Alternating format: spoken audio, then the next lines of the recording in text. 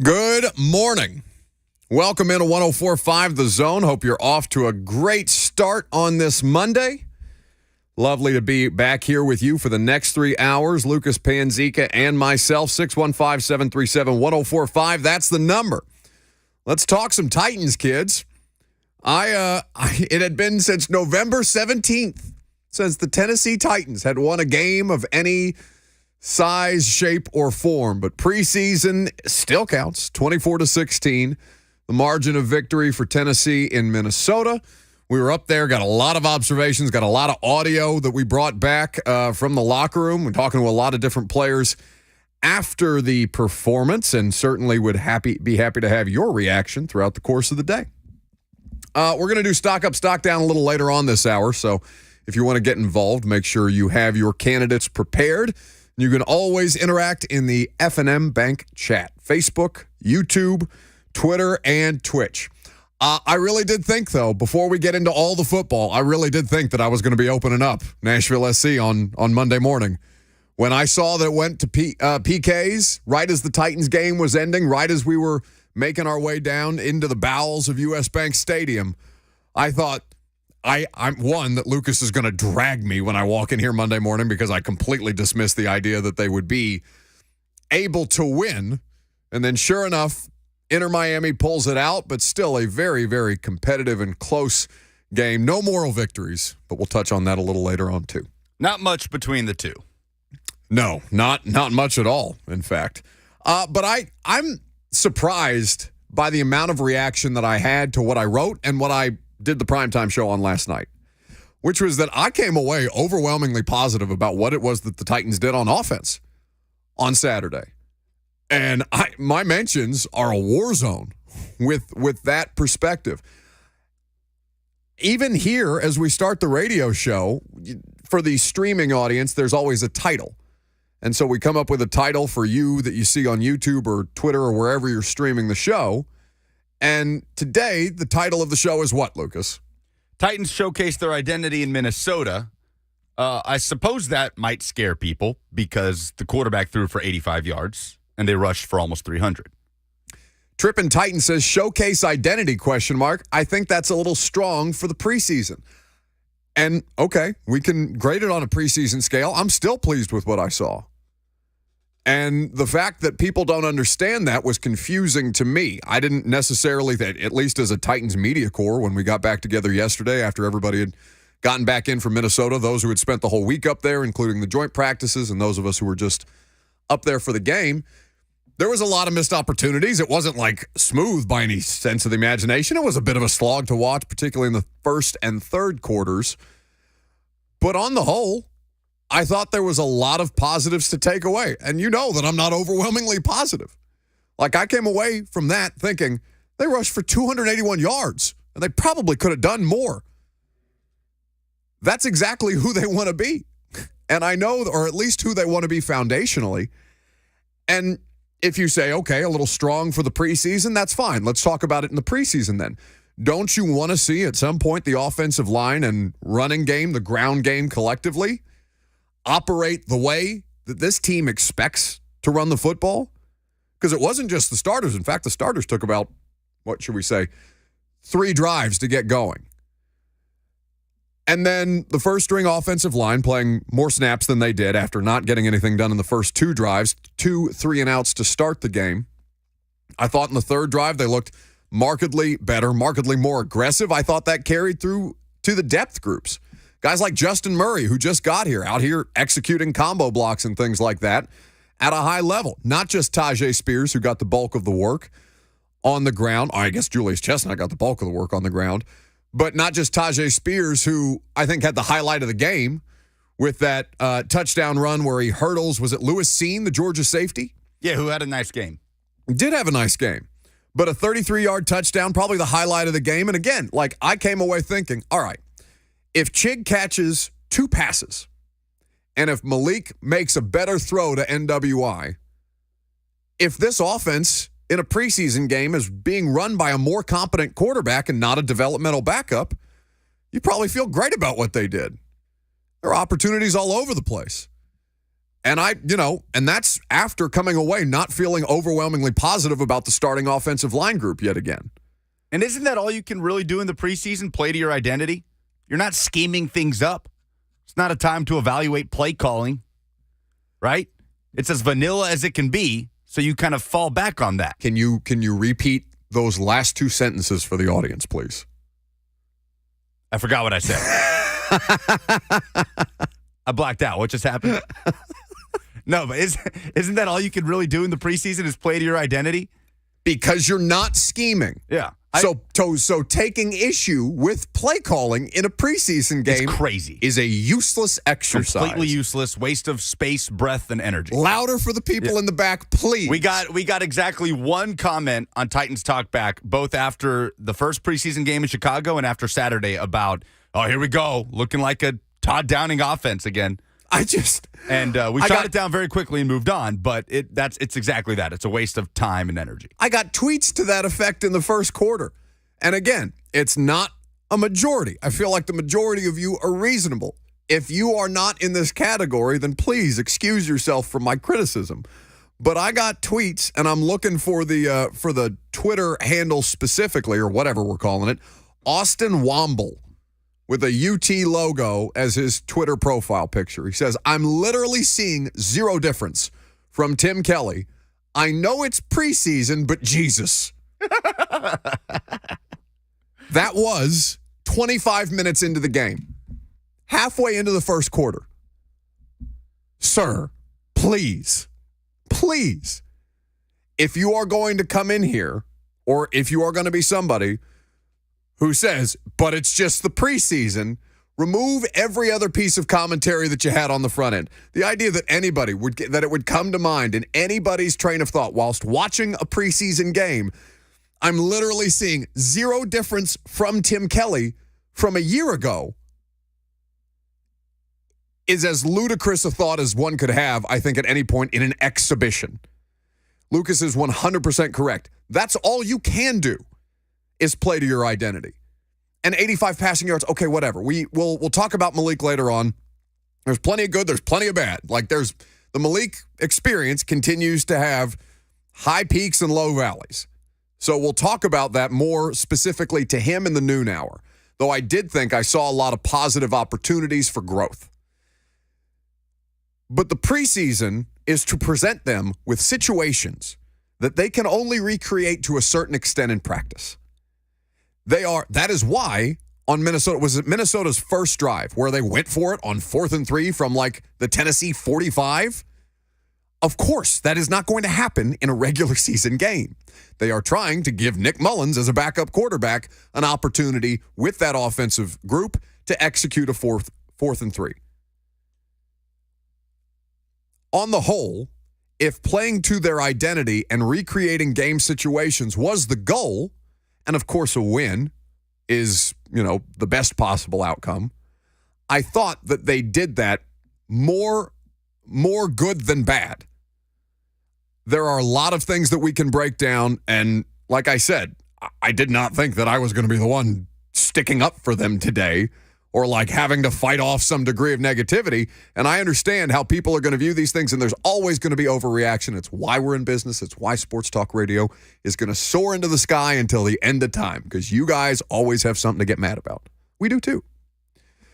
But I came away from that. Even on rewatching it yesterday before, the first half before Mike Vrabel's press conference, and then the second half later last night, a little before primetime, I came away thinking, all right, the stuff that I know that they wanted to see and the situations that they presented them with, I thought there was a lot of good work there.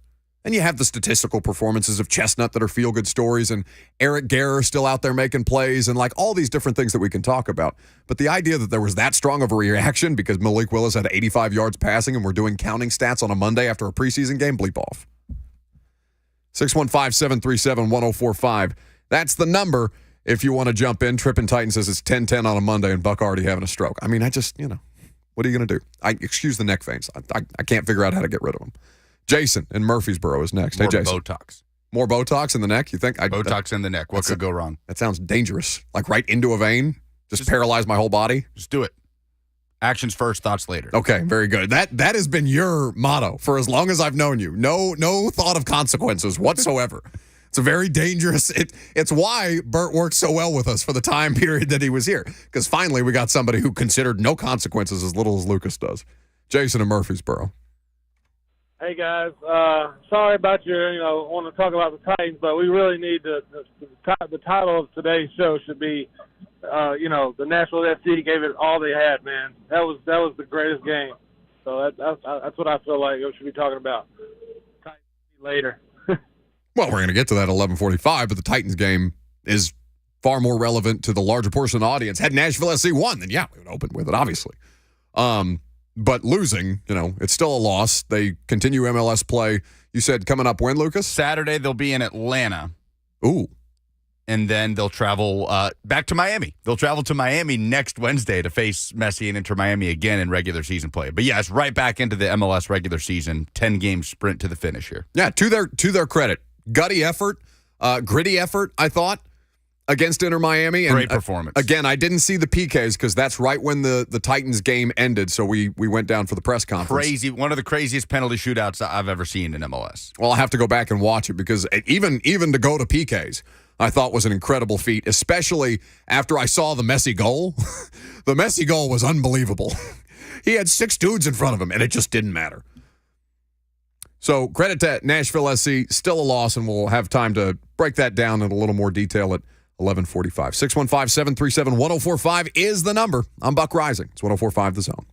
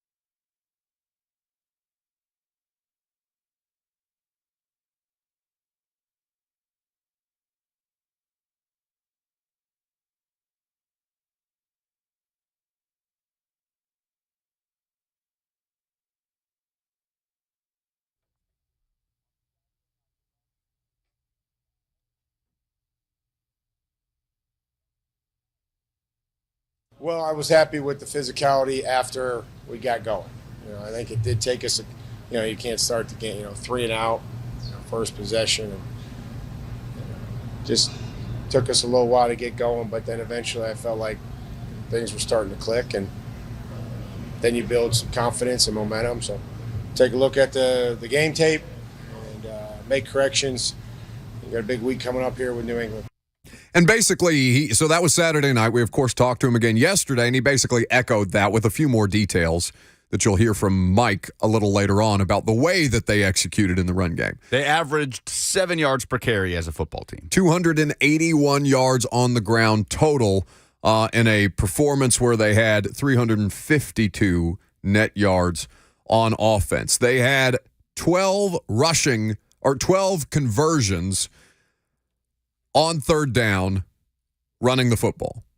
Things like 4th and 3 where they were giving Julius Chestnut opportunities and trying all kinds of different things, or maybe it was 3rd and 4, not 4th and 3. Got a little dyslexic there.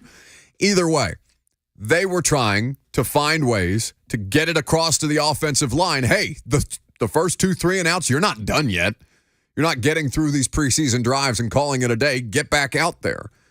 Let's try and get something accomplished here. And I'm sure they felt the same way to an extent as a unit, but that really didn't come through with a degree of confidence that you heard Vrabel speak to until about that third drive. And then I thought it really carried throughout the rest of the game. Minnesota was not the same kind of physical against the Titans defense. 58 yards on the ground. Again, most teams are content to let you run the football, as evidenced by the Titans defense last year. One of the top defenses in the league against the rush. And in fact, made even more impressive by the fact that they played with 6 or few guys in the box as often as any defense in the sport. So they're playing with lighter boxes, more guys in coverage, and still finishing tops against the run. And the teams were content to beat them through the air, right? 32nd in passing defense. So on a preseason scale, that physicality, that confidence, what you wanted to see from the group, from the offensive line, when you know the offensive line just wants to get out there and run the ball anyway. They just want to hit somebody. Just let them go hit somebody. They've enjoyed hitting Minnesota all week. Now let them do it full speed in a preseason game. And I thought that, to their credit, took them a little while, but they got there. Jim in Franklin is up next. Hey, Jim. Hey, good morning on this beautiful Williamson County day. I just had a couple of questions. How do you think, I know it's preseason, how do you think that Jalen Hyatt's going to do as a New York Giant diehard fan? I don't know. I haven't seen him yet. He had a really bad drop on Saturday, but followed it up with a 33-yard touchdown catch from Tyrod Taylor, where there was about 8, 9, 10 yards of separation between he and the defensive back. I haven't seen Jalen Hyatt yet in the preseason. Have you looked at their wide receiver core in New York? I don't want to do the thing where we say, oh, their skill position players are interesting again. But, it's not interesting. It's just a weird group of players. Well, we talked about it when Jalen got drafted. There's an opportunity there. Sure. To claim a spot, to have a big role in that offense. I mean, I think Darren Waller is going to lead this team in catches. I agree with that assessment. And pretty much every time Darren Waller, because Daniel Jones started on Saturday and on Friday, I believe, actually.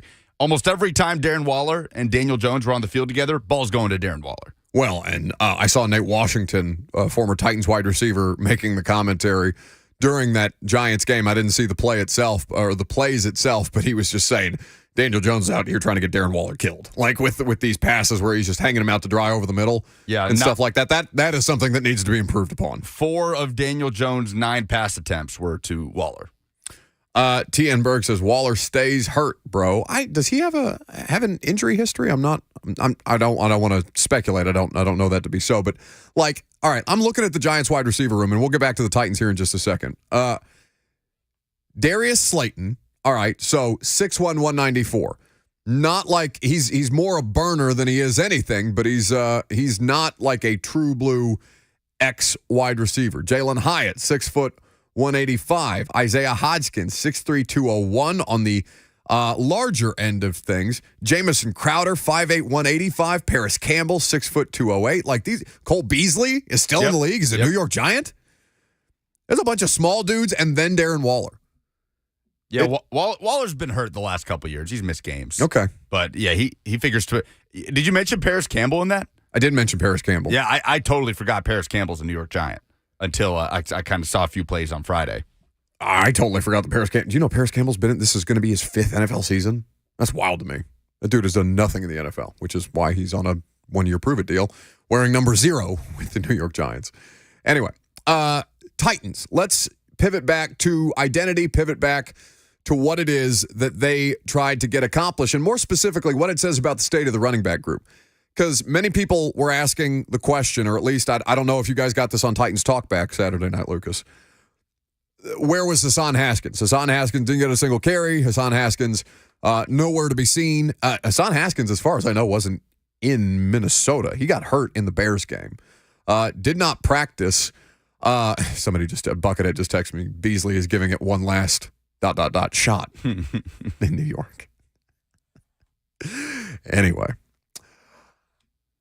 Julius Chestnut getting the vast majority of the work, had the game of his life, right? He had the one touchdown on the ground. He had a receiving touchdown as a quick, I think it was a pass from a yard out, basically from Malik. Averaged 7.5 yards per carry. Looked phenomenal, was running angry, didn't come out after the 55-yard run that he thought he might have had a second touchdown on, stayed in and got positive yards on the very next play.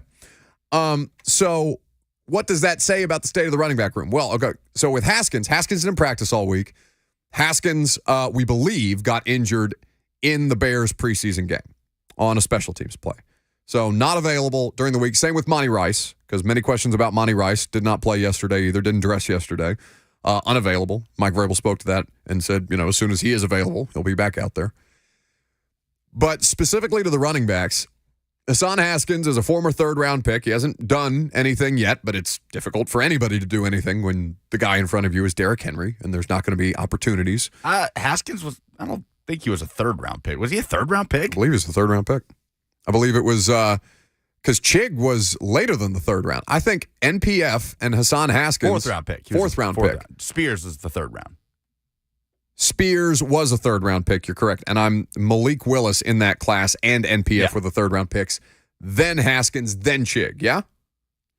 I believe so. Okay. So running backs, we understand what they're up against, right? And your window to capitalize on these things is very, very small. I don't know that Hassan Haskins can't come back out and be an asset. I think that Hassan Haskins is still somebody who they value, specifically in pass protection situations as a running back. He hasn't necessarily done anything. That Cowboys game was really the only opportunity. His rookie preseason, and the Cowboys game where they sat everybody basically, really the only opportunity that we've had to evaluate Hassan Haskins. And small sample size, but like I said, the NFL moves quickly. Julius Chestnut, also been here for a little while now, has clearly made an impact with the coaching staff. He was a team captain on Saturday night in Minnesota. Mike Vrabel said there was a reason we made him a team captain. He practices just like he plays, or he plays just like he practices.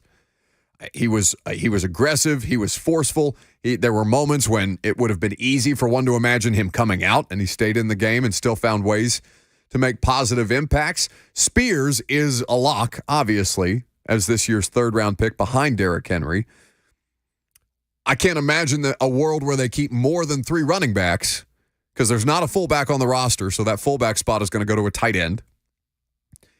So if it's between Chestnut and Haskins, are we making Haskins just a preseason darling, the way that I feel like Eric Garror might be? Wait. Or excuse me, Chestnut, a preseason darling, the way that I feel like Eric Garror might be? Or is there something there, truly, with Julius Chestnut that makes him an asset for this roster? The thing about preseason darlings is they're often not on the 53-man roster. Correct. Right? Julius Chestnut was the preseason darling of 2022, right? Just kind of the feel-good story out of Sacred Heart. Mm-hmm. He made that roster.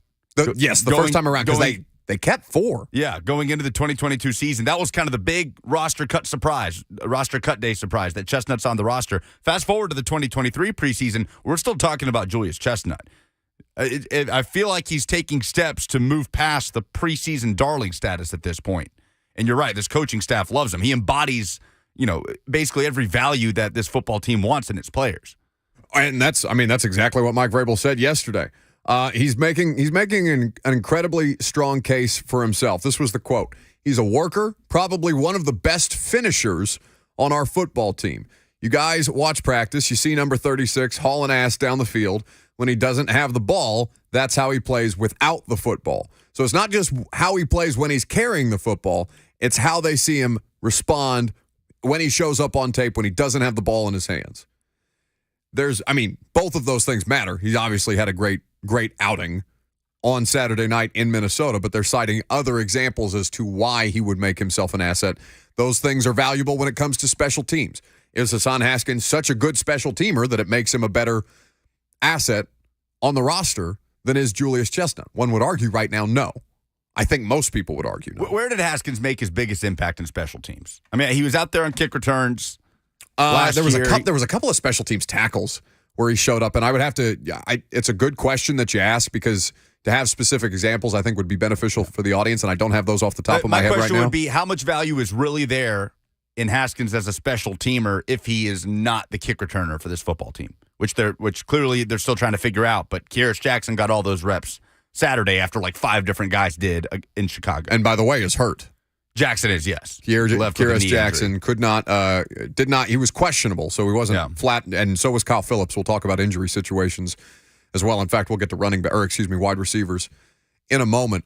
But Haskins, he's not the gunner for this team right now. He's not the kick returner, or at least he's not definitively the kick returner, though they've tried that before. Maybe that changes when he gets back out there, whenever he's available. And, of course, the legal situation is the always but if. It's looming. Nothing past allegations right now, horrifying allegations though they may be. All you can do is say it's like Tennessee's NCAA violations. They're just back there, right? Yeah, there is a date, though, right? Like He does have a court date. There's a next step. It's not like the NCAA where it could be tomorrow, could be in 6 years. Well, but think about this. Rashad Weaver had a court date, and then he had a court date pushed back, and then he had the court date pushed back again, and then ultimately the charges were cleared. And we talked about this. I think Haskins' court date is almost immediately after roster cut day. Didn't we say August 30th? I need to look it up specifically. But yes, it is something that continues to loom. So, Will Anderson, 1983, in the F&M Bank chat says, they'll keep 4. Let's talk about Malik changing the receiver. Okay. By the way, yes, August 30th is his court date, roster cut day, August 29th. Okay, good. 8 days. They got to cut this thing down to 53. T.N. Berg says, criminal investigation is a lot different than recruiting violations. Yes, I know. I understand that. I'm just saying the fact that they were looming over the University of Tennessee's head for a period of time. I'm not comparing what it is that Hassan Haskins is alleged to have done to Chick-fil-A bags. Although, God help me, that's one. It's just there's nothing. Even is Chick-fil-A bags comedically better than McDonald's bags full of money? I don't know. They're both pretty good. Breaking Titans news on 104.5 The Zone. Tom Pelissero just seconds ago on Twitter reporting that veteran defensive lineman Trayvon Coley is signing with the Tennessee Titans, per source. Trayvon Coley has been here previously, I believe. Let me double check that. Let me go back and look at his Pro Football Reference. But that name sounds familiar to me. He was here in 2021. So the second defensive lineman signed by the Titans to bring back for their second stint as they signed Kyle Pecco last week. But he didn't make it to the regular season. Did not make it Trayvon to the Coley. regular season? In fact, I want to say that Trayvon Coley got hurt. He had been playing a fair amount in the preseason. Let me double check that. But okay, another defensive lineman added to the mix for this team. 29 years old, been in the league since 2016. In 2022, he was a Chicago Bears practice squatter. Yeah, they signed him June 3rd, 2021. And at that point, he was playing a decent amount of preseason snaps, but I believe did sustain an injury. I can't find the injury specifically. But yeah, okay. Another defensive lineman into the mix. That was worthy of the breaking news sounder? Yeah, it's a signing. Okay. What do you want? Played in a lot of games in 2017 and 18 for Cleveland. Since then, he has not played in more than 7 games. He has not played in a regular season game since 2020 with Arizona. Okay. So bottom of the roster churn right now, a guy who they're familiar with, and we'll see if there's not a corresponding move that comes. Well, they waived AJ Moore yesterday, and there was not a transaction corresponding with the AJ Moore. No, there was. It's in my email. You want to tell me? The AJ Moore? Yeah. Oh, no, I thought you were saying they officially waived AJ No. Moore. I was saying, is there a corresponding transaction? Oh, I didn't see a corresponding transaction with I them see what waiving you're AJ saying. Moore. No. Okay, don't scare me. It's like, what? I thought you were saying that What did I miss? You did not get the official transaction that they did waive AJ. No. I got the transaction. Yes. I was just saying I didn't know. I didn't. There was not another transaction to my knowledge. No. So Trayvon Coley in. AJ D-line Moore out. depth. D-line played well. I mean, we can talk about the offensive line, but the Vikings rushed for 91 yards. Well, Tart, man. Tart played a lot of snaps. Wow. Tart, You think he enjoyed himself? yeah, you stay out there, big boy. Well, I wonder, and we didn't ask Vrabel this yesterday, but this just popped into my head, like the idea that Tart is playing, but Autry and Simmons aren't. Like, is there any kind of significance there? To kind of say, hey, Chig's out there too, and Chig projects to be the starting tight end. Wesco is a starting tight end in a 2 tight end set. Like, there were starters who weren't out there in Chicago that were playing in Minnesota. But I did think it interesting that Tart was he was the only starting front 7 player, right? Beside Gibbons. 21 snaps for Teair Tart on Saturday. Did a lot with those 21 snaps. Yes. He was removed from practice on, I believe, Thursday, right? The only Titans player removed for joint practices. So, I don't know, maybe Preseason punishment. Go get that extra work that you missed out on Thursday. Hey, thought you were done this week? Go get him, Tart. He did. He was There's a problem. Making life tough for those poor Vikings depth guys on the O-line. Anyway. Ben Parris says Chig couldn't catch a cold in a snowstorm. What do you do with Chig? What the hell was that? Those first 2 drops, man. That's it. And like that weird little Traylon did some of this too his rookie season, where he'd do that one hop thing as he's trying to catch the ball when it's not necessary, and then it ended up being a drop or something like that. Some of the passes. Let's talk about that. Stock up, stock down. Coming up next, 615-737-1045. If you have candidates, we'd be happy to have them. I'm Buck Rising. It's 1045 The Zone.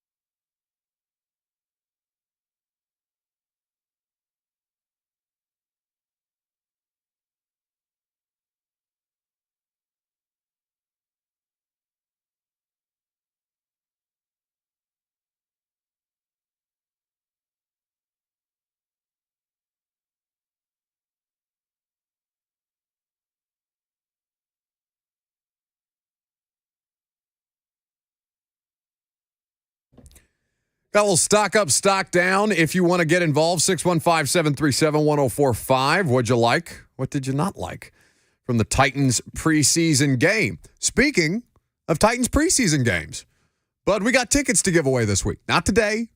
Don't call Lucas yet. Not yet. Thursday. Ahead of Friday's preseason game, we have a Titans ticket Thursday situation that we will have 2 tickets to give away for you guys if you would like to attend the Titans-Patriots preseason game at Nissan Stadium. Going to be good to get back over to Nissan. I'm looking forward to not traveling for a couple of weeks until New Orleans, and by the time that comes around, it'll be the regular season, and everybody be excited for actual football. So make sure you're listening to all 4 shows on Thursday for your opportunity to win some Titans tickets. So, shall we go to the stock exchange? Stock up. Jack Gibbons. Who is that? Who texted me? Yeah. Puffer. Read it. Who's on the show? Arden Key. Nice. We will we'll renew another edition of High Key, Low Key. Can't wait. What? Stop. You're not going to do that. Just when I forget to turn off my my ringer. I think that's how that should work. If That's going to be the punishment? If the show is interrupted by a push notification, then the punishment is you have to tell the entire audience what it's from and what it contains. Them's the rules. No, that one I would be killed by the people who are texting me if that was indeed the case, because some of those are, less FCC safe than others. But yes, that one was a safe one. That is Jared Puffer from Titans PR telling me that Arden Key will be on the radio show tomorrow. So we'll look forward to chopping it up. We're going to again play high key, low key. You have more questions for Arden? I don't want to do it now. It's like the tickets. Don't call us now. Not yet. We'll do that tomorrow when we're back out at Titans training camp practice. Apparently, that's being received with resounding applause in the chat. The chat agrees with your assessment that I should have to read every text that I get as I quickly mute my phone. It can apply to me too. It's okay. It could just be a blanket rule from here on out. Do you get text on your laptop? Because it's not my phone, it's my laptop that's doing that. No, I mean, yeah, I do, but I don't have my laptop out during these, so it's probably never going to happen to me. Excellent. Stock up Jack Gibbons. Jack Gibbons, not just because Monty Rice didn't play. Monty Rice injured, was at practices in Minnesota this week, was Monty. He was on the bike for the most part, so we'll see at what point he becomes available. I think that's Gibbons' job to lose. It seemed like that was trending that way even before the preseason. Had some nice snaps in coverage yesterday. They continue to be impressed with his grasp on what it is that they're trying to accomplish in their defensive playbook. Stock up Jack Gibbons, inside linebacker, too. Going to go ahead and take the obvious one. Stock up Tyjae Spears. We did this after the game in Chicago. We're doing it again after the game in Minnesota. Tyjae Spears, not the lead rusher for the Titans, but impressed in his 7 carries, 57 yards, averaged over 8 yards per carry, and the 1 touchdown, hurdling a man at the line of scrimmage on a 33-yard scamper into the end zone. I love the way Tyjae Spears runs between the tackles, man. I know he's here to be this complimentary back, and it's exciting what he can do in the passing game, and you can play him in multiple different spots, but just straight up running up the middle, Tyjae Spears, fun to watch, and I'm looking forward to seeing what he does in his rookie year. I feel like he's going to be the guy that around the league, I think people kind of took note when the Titans drafted Tyjae Spears, right? Louis Riddick did. Louis Riddick was all over him in the pre-draft process and then was very, very much trumpeting that yesterday or Saturday when highlights were making And then rounds. there was also the flip side, the negative side of that, right? With Ian Rappaport reporting about the knee and the health and what are the Titans doing, drafting a running back with no knee when they need a receiver in the 3rd round. And then around the league, what happens is people kind of forget, right? You forget about what other teams did in the draft in large part because you're distracted. You're going through preseason training camp for whatever team you follow or cover. I feel like people around the league are going to notice Tyjae Spears very, very quickly this season, week 1 or week 2, and say, oh, yeah, I remember that. I remember the Titans drafting that guy out of Tulane. Well, so I have two. Can I do 2 stock downs back to back? They both have to do with the same thing. Sure. In fact, they have to do with your stock up. Stock down ACLs and Tyjae Spears draft night detractors. Yeah. Both of those things. Turns out, don't need an ACL.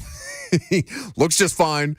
He's explosive. He's got a lot of nice second reaction runs that I think you'll see from him. Nice little jump cut. Like, Dude has good vision. All of those things apparently don't require an ACL. So much ado about nothing. Tajay Spears detractors, stock down. ACLs, stock down. Can't tear what you don't have. Yeah. Tried and true words. Who's your stock down? Stock down, I got to go intern Hassan Haskins. Yep. Didn't play.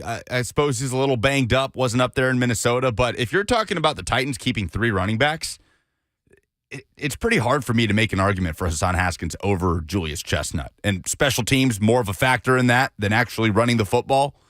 But I don't know, man. With the court date looming and what we've seen from Chestnut now, he's consistent with it in back-to-back years. He just didn't get an opportunity on Saturday, and Julius Chestnut did. Hassan Haskins, stock down for me. Chad Casual says stock down, unironic, all caps in the YouTube chat. I agree with that. Stock down for both of those people. Tino859 in the F&M Bank chat on YouTube says Levis stock up because Willis stock down. Did you come away feeling negative about Malik? Because that seemed overwhelmingly the reaction that I got, and I came away thinking he got a lot of good work in. Yeah, it was. I came away thinking similarly to the Chicago game.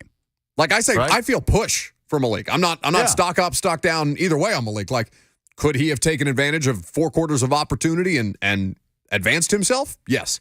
Did he? I didn't necessarily think so, but I certainly didn't think he hurt himself any. Some good, some bad, a couple of drops, ran the ball really well.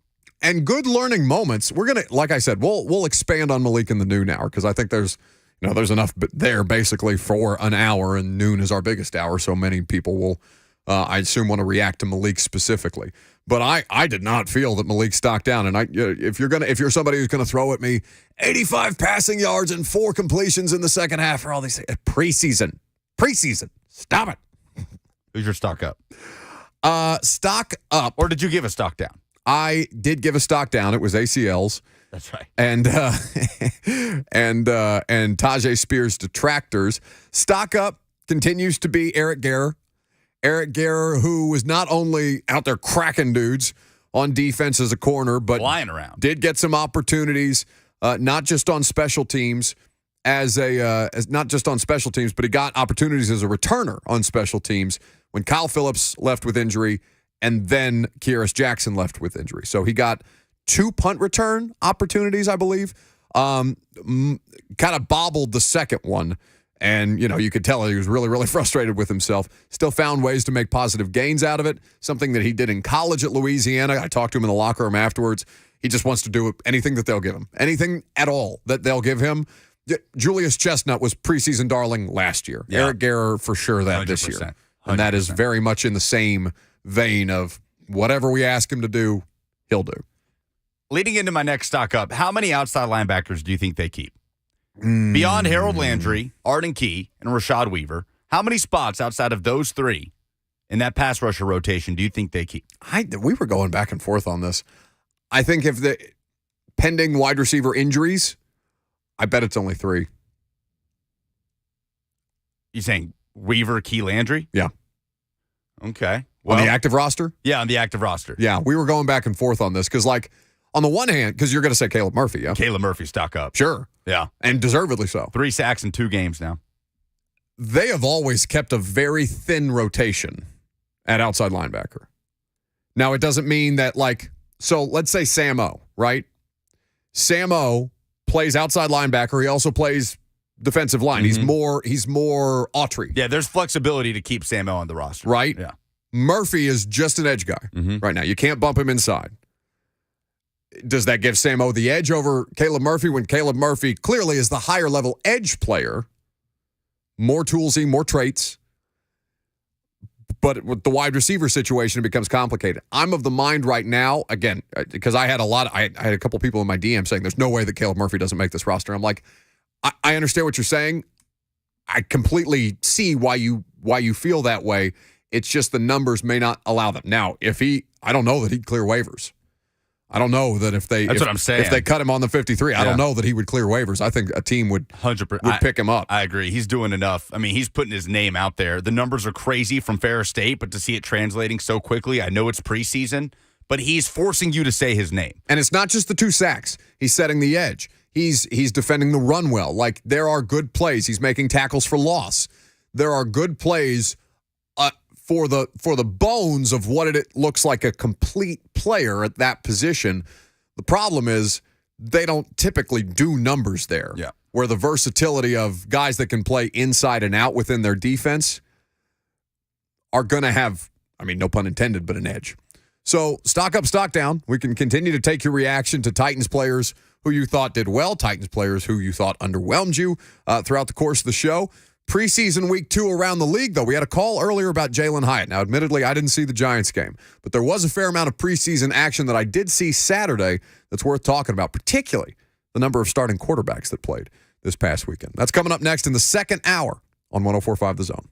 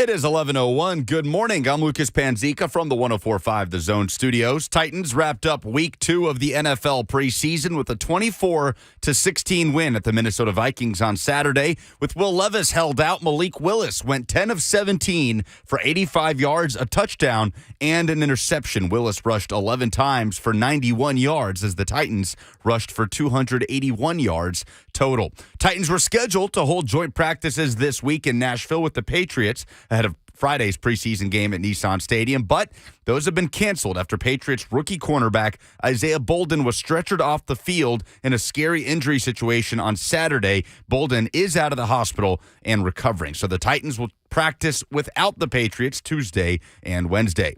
League's Cup final finished 1-1 and went to an 11-round penalty shootout on Saturday at Geodis Park as Nashville Soccer Club fell to Inter Miami. The Boys in Gold will resume MLS regular season play this Saturday in Atlanta. For all your foundation repair and waterproofing needs, visit USSTN.com. Breaking news at once on your home for the Titans and Vols. This is 104.5 The Zone.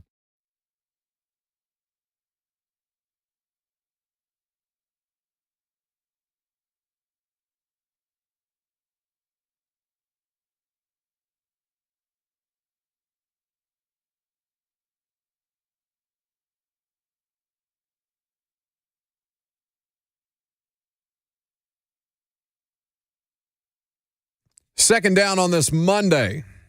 What's happening?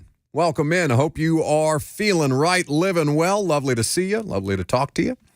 615-737-1045 is the number. We're talking Titans preseason, a win over Minnesota, the first for the franchise of any kind since November the 17th. Vibes were much higher than I've seen them in quite some time, and a lot of good work that they got accomplished. A lot of ups, a lot of downs, as is the case for preseason football. We're talking about them all day long, and as I said, we would be happy to have your reaction. Now, speaking of preseason, the news, if you want to call it, I mean, I do think it is news. There is news this morning that Aaron Rodgers is going to make his preseason debut, his Jets debut, Saturday versus the Giants. Now, there have been veteran quarterbacks, including now Rodgers, who projects to make his debut, all over the league who are playing in the preseason. Ryan Tannehill, it does not sound like will on Friday night when the Titans have their first home game of 2023. So we'll go through the list. Lucas has it prepared of all the quarterbacks, and we'll now add Rodgers to it, assuming that in fact does come to pass on Saturday. How many different veteran quarterbacks, starting quarterbacks, are playing in the preseason right now, bud? Week 2 of the NFL preseason, which is not over. You have Baltimore and Washington playing tonight. Baltimore going to look to keep that ridiculous preseason win streak alive. How many starting quarterbacks that you know are the starter for their respective team, do you think played over the course of this past weekend? Over the course of this past weekend, preseason week 2. Say 10. 14. 14, okay. Yeah, a lot of and a little less than half. Pat Mahomes played basically an entire first quarter, went 10 of 15. Shane Buechele came in and went 10 of 10 for Pat Mahomes. I don't know what the situation is up there in KC as far as backup quarterback is concerned, but Blaine Gabbert seems to be the third stringer right now behind Shane Buechele, who got most of the backup work in.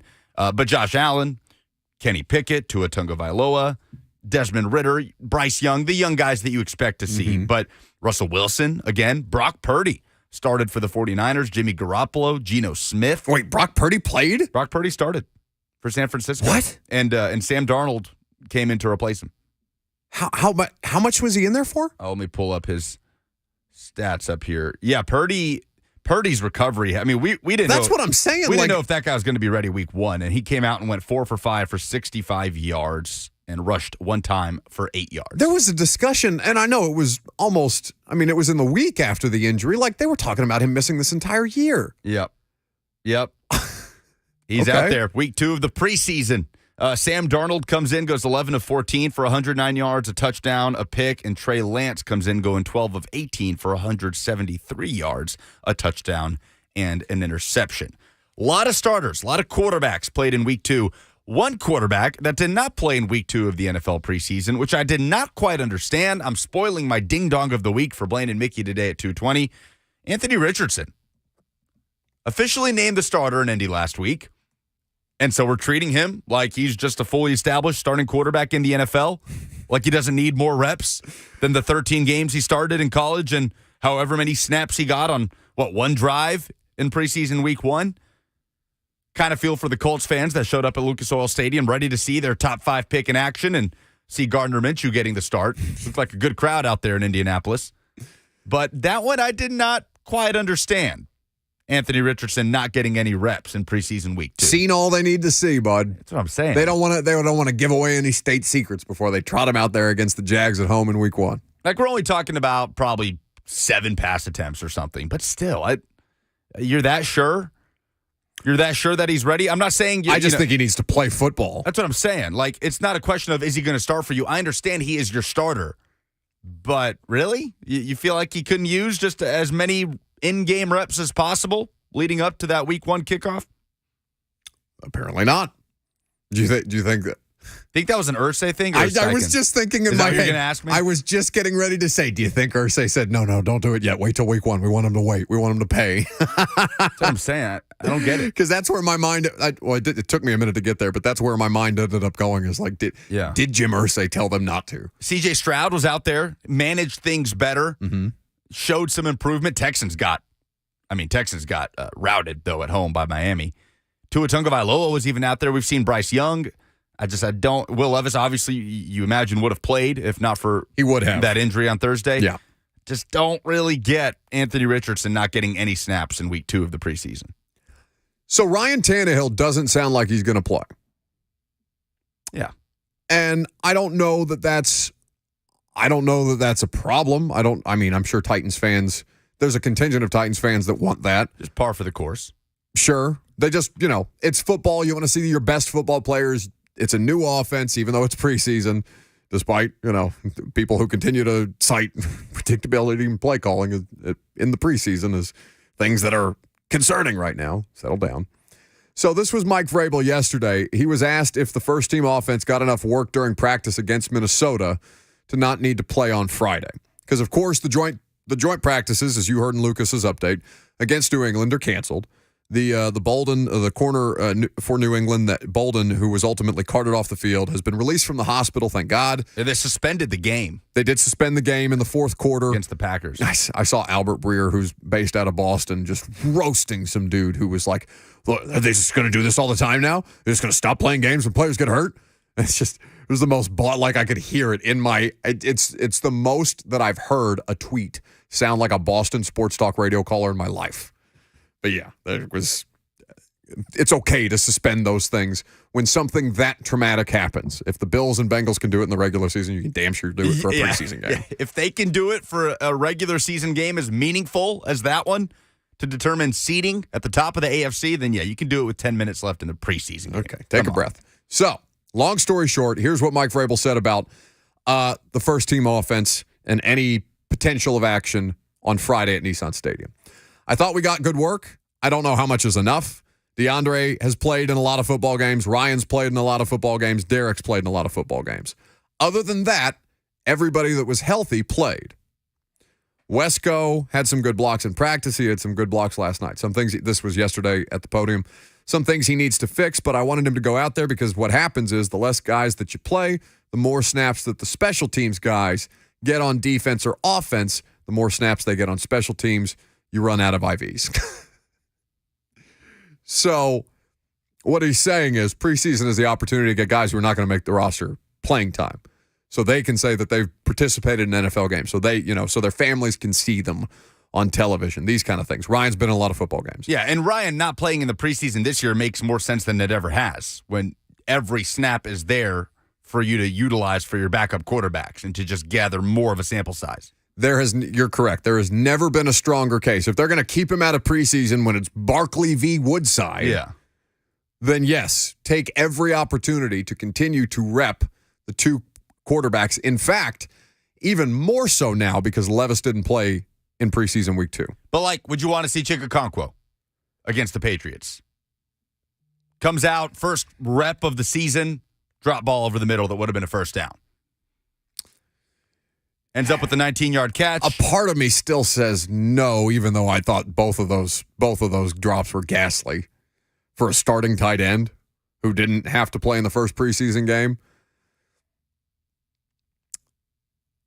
If he's out, the problem is he's not with the quarterback that he's going to be playing with. So my emphasis on the starting skill positions playing with Malik or Levis is not necessarily there. Now, if it happens in a game, do they need to have some kind of chemistry together? Where if Levis comes in or if Malik comes in and something, God forbid, happens to Ryan Tannehill, they got to be able to figure it out? Yes. And I think by the time Chig finally did catch a ball, you saw it a little more cohesive. I mean, yeah, probably. Would you want to see Harold? Because Derek, Tannehill, and Hopkins are the only three that he named specifically. Yeah, and I personally don't think you need to see Simmons. But Jeff, yeah, I'd like to see Harold. I'd like to see Harold and the two corners. Those are the ones that I've been saying I'd like to see at some point in the preseason. Murphy, Bunting, and Fulton.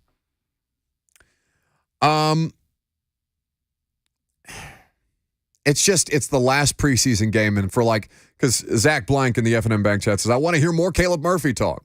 They probably want to see him play more. Now, I will say, the guys who play the most in the last preseason game typically are the dudes who are least likely to make the roster. Yeah, give him a chance to get that tape out All the things that I just said. Get tape out there, let your family see you, wear the jersey, come out at home, all these things. So you probably will see a bunch of Caleb Murphy. A lot of times that's what that fourth preseason game was for, right? It was just get over the line with health, not play your starters, and give those guys an opportunity as much as possible. I don't think there's any such thing as a dress rehearsal game in the preseason anymore. Like those, for some teams there might be, like the 14 that you just named that played 14 starting quarterbacks in the NFL. There were a few matchups where the starter was out there for each team. So it's not inconsequential to those coaching staffs.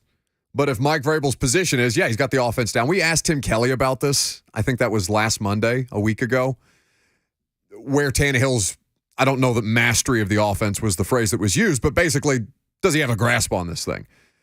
And, Tim came away saying, and I don't know that he would say, he can't figure the playbook out at all, if that was indeed the case, but came out saying, we're not worried about Ryan, basically. Like, he's got it figured out. He's played a lot of football, played in a lot of offenses, understands a lot of defenses. Like, this is not something where we're concerned about him. He seems to have this thing down pat. So that's where things stand right now ahead of Friday. We'll see how the next 2 days of practice go. We mentioned, but we'll be back out there Tuesday and Wednesday and doing the show from the last 2 days of training camp, which is what we will look forward to. And Arden Key will be our guest at 11:30 tomorrow after the Titans conclude their day of work. 615-737-1045. So speaking of Caleb Murphy, edge depth, defensive backs, and wide receivers. How many do you think the Titans will keep at each position? We'll get into that. Coming up next, you'll hear from Mike Vrabel as well. I'm Buck Rising. It's 104.5 The Zone.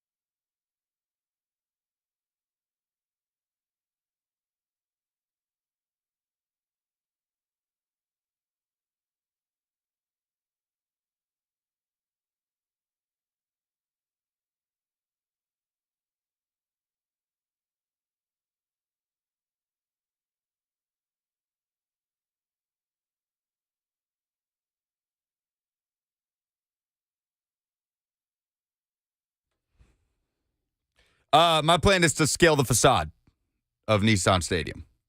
So I'll be there. Yeah, so I'll just climb the exoskeleton of the stadium and just kind of work my way over to the top and then work my way back down. Yeah, I'll be at the Tennessee game.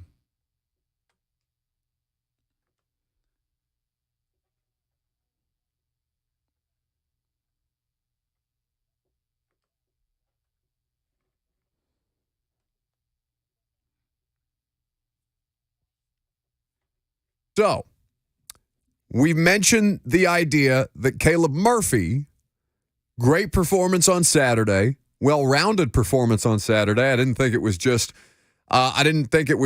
counting stats that he attributed. I thought that you could feel his presence on a variety of different plays in a variety of different senses rather than just saying the 2 sacks. In fact, we have a couple of those Mike Keith calls of one of Caleb Murphy's 2 sacks. On third down, Hall from the shotgun looks to his right, comes back to the middle, under some pressure. Sacked! It's not Eddie Murphy, it's Caleb Murphy! Another sack! Mac and Mike were talking on the broadcast about Messi coming in and playing backup quarterback for the Titans after Mason Kinsey got some snaps. I like that they have fun with it the same way that we do. There was great background, too, on Kinsey's history as a quarterback. Yeah, none. He hadn't played it since like 8th grade, that he didn't make the cut for his high school's triple option. Didn't win that job. They literally, Mike, to be the quarterback. I talked to him in the locker room. In fact, we'll play some of that audio for you as well. But I want you to hear from Caleb Murphy. I'm going to send this to Lucas so that you can hear from him specifically about the learning curve. Right, this is a D2 player coming up to the NFL as an undrafted rookie free agent, hugely productive as a college player, but continues to get questions about, well, do you think you're capable of handling it at this level? And so I thought his response to this was pretty telling. He was asked specifically about coming from Ferris State to the pros and about the joint work that he got against Minnesota, and I thought Caleb Murphy's response was pretty telling in the way that he feels about this situation. I think people think when we play Division II, people always think the competition level's down, or the game speed's different and stuff like that. But you got to remember, we won 2 national championships in a beautiful way, So I think our talent level was there. I think I was competing at practice.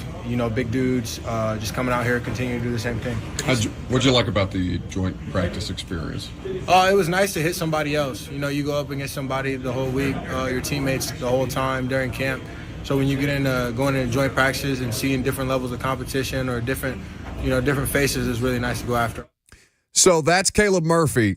You got to remember, they won 2 national championships at Ferris State in quote-unquote a beautiful way. Yeah, and I do love that. I now want to go back and look at how they won those championships. Like, was that a crazy game? It makes me just curious. Dominate? I had no interest in the Ferris State national championships prior in a beautiful way. Makes me want to see, okay, what exactly made it a beautiful way other than the win? And Kevin Dyson made this point on the postgame show. Think about, like, Caleb was doing that at Ferris State. Mm-hmm. Think about how much teams had to probably devote to blocking Caleb Murphy. During a season where he's racking up almost 40 TFLs and over 25 sacks, and he just kept on producing. I'm not going to pretend to know the ins and outs of Ferris State's front 7 when Caleb Murphy is there, but when you think about that, just how many times he was probably the amount of devotion or attention devoted to Caleb Murphy, yet he still just kept on going. Now, you remember when Justin Fields said the preseason didn't feel much faster to him than college did, and then all of a sudden the regular season got there and the comments looked a bit foolish? Caleb Murphy is saying speed of the game. People always talk about speed of the game and the level of competition, things like that. At what they did at D2 and Ferris and what he's able to do now in the preseason. If he makes an active roster, if he makes this active roster, and should he play in the regular season, one would imagine the speed, the physicality, all the things that I don't want to say that he's discounting right now, but the experience that he's having right now is not what it would be in the regular season. I think we can all agree upon that. Now, Russell says the show loves to gaslight their audience. Maybe from time to time, but I'm not. What are we gaslighting about? Today, I don't know. I mean, apparently I was gaslighting about how I felt about the offense yesterday. I was accused of gaslighting yesterday, and I think that's ridiculous. But we'll talk about Malik and that whole experience in just about a half hour. But we're not gaslighting you on Caleb Murphy. I think he has a real shot. But here's the guys who are specifically listed as outside linebackers, not defensive linemen, not edge, but outside linebackers. There's 5 of them. Arden Key, Harold Landry, Rashad Weaver, Caleb Murphy, Thomas Rush. Now, that's not in any particular order. Now, one would imagine Thomas Rush, even though he's got the best name for a pass rusher, one would imagine that Thomas Rush, number 48, odd man out immediately. Murphy, we talked about. He's 6'3", 254. That's probably a little heavier. He's probably listed a little heavier than he actually is. 254. I mean, it doesn't look quite that big when you're next to him. In pads, maybe it adds a little bit. I don't know. But I mentioned earlier that I'm of the mind that they would probably only keep 3 on the active roster if the wide receiver health stays kind of tenuous. Because now it's not just Traylon. We don't know how long Kyle Phillips might miss, if anything. That was the stock down that we did not have time for me. Kyle Phillips? Yep. 1 punt return on Saturday, has to leave. And it wasn't returned. Yeah, it's a good tackle, but he got blowed up. Yeah. So your stock down is just that you didn't see him? Kyle Phillips' durability, yep. Yeah, I wonder. I'd just be fascinated to know, like, did he say something to them about, hey, that didn't feel great? Yeah, that's what you never know about the preseason, right? You're not trying to win you're trying to, but winning the football game is not the top priority. So how much of that is? The priority is keeping him healthier right. than he might have been at the time. So I don't necessarily disagree with stock down, because you're right. I would have if he's going to play, let's see him play, right? But I without knowing the dialogue on the sideline that caused him to be listed as questionable and then didn't we don't return. know how precautionary it is. No idea. And knowing this coaching staff, I would err on the side of precautionary before I would, Kyle Phillips just can't go. Yeah, because he's doing all the same things that we saw a year ago. Mm-hmm. Ryan Tannehill's looking at Kyle Phillips a lot throughout training camp. Lies that we told ourselves in the preseason. him and what was the tight end's name? Hooper. Austin Hooper. That wasn't a lie about Kyle Phillips. No, it happened in the Giants game, and then it happened. He had 9 targets in the Giants game. He just got hurt. Yeah, because I make the joke about his shoulder blowing up, but it wasn't just a shoulder; it was a shoulder and a hammy. So, there were 2 different injuries that cost him time and kept him off the field. Yeah, these are things worth monitoring. The work he was getting in training camp last year absolutely translated to week 1. Then he got hurt. Because I saw earlier somebody in the chat make the comment he's going down a Farley type route, and that's a little much. Don't compare anybody to Caleb Farley. He was there in Minnesota all week. It's just, have you seen him at training camp? Farley? Yeah. I have not spotted him. Every time I see it's not often, because he's obviously, Radens is out there doing stuff right now. Now, it's third field, so we can't talk about all the different things that Dylan Radens is doing. And he's rehabbing from injuries, not in pads. But Radens is out there getting injured, different injuries, tearing his ACL 2 months after Caleb Farley, able to do stuff on the field right now, on the third field with training staff, still PUP. Well, Farley wasn't an ACL. Farley was not an ACL. Farley is another back injury that required surgery. And understand you want to be more precautious with a back than anything. Backs and necks in that sport.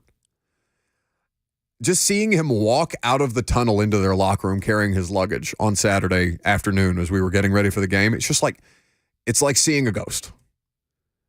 And we're talking about DB math here, and the fact that he's on PUP, it doesn't necessarily matter, but it just continues. Every once in a while, he'll be there as a reminder of, they are getting nothing out of this dude still. Anyway. So, edge guys, I think they keep 3 because it's not just Kyle Phillips. It's not just Traylon Burks. Kyrus Jackson's injury looked worse than either of the other. I mean, Burks looked bad. Best case scenario by Mike Vrabel's own admission.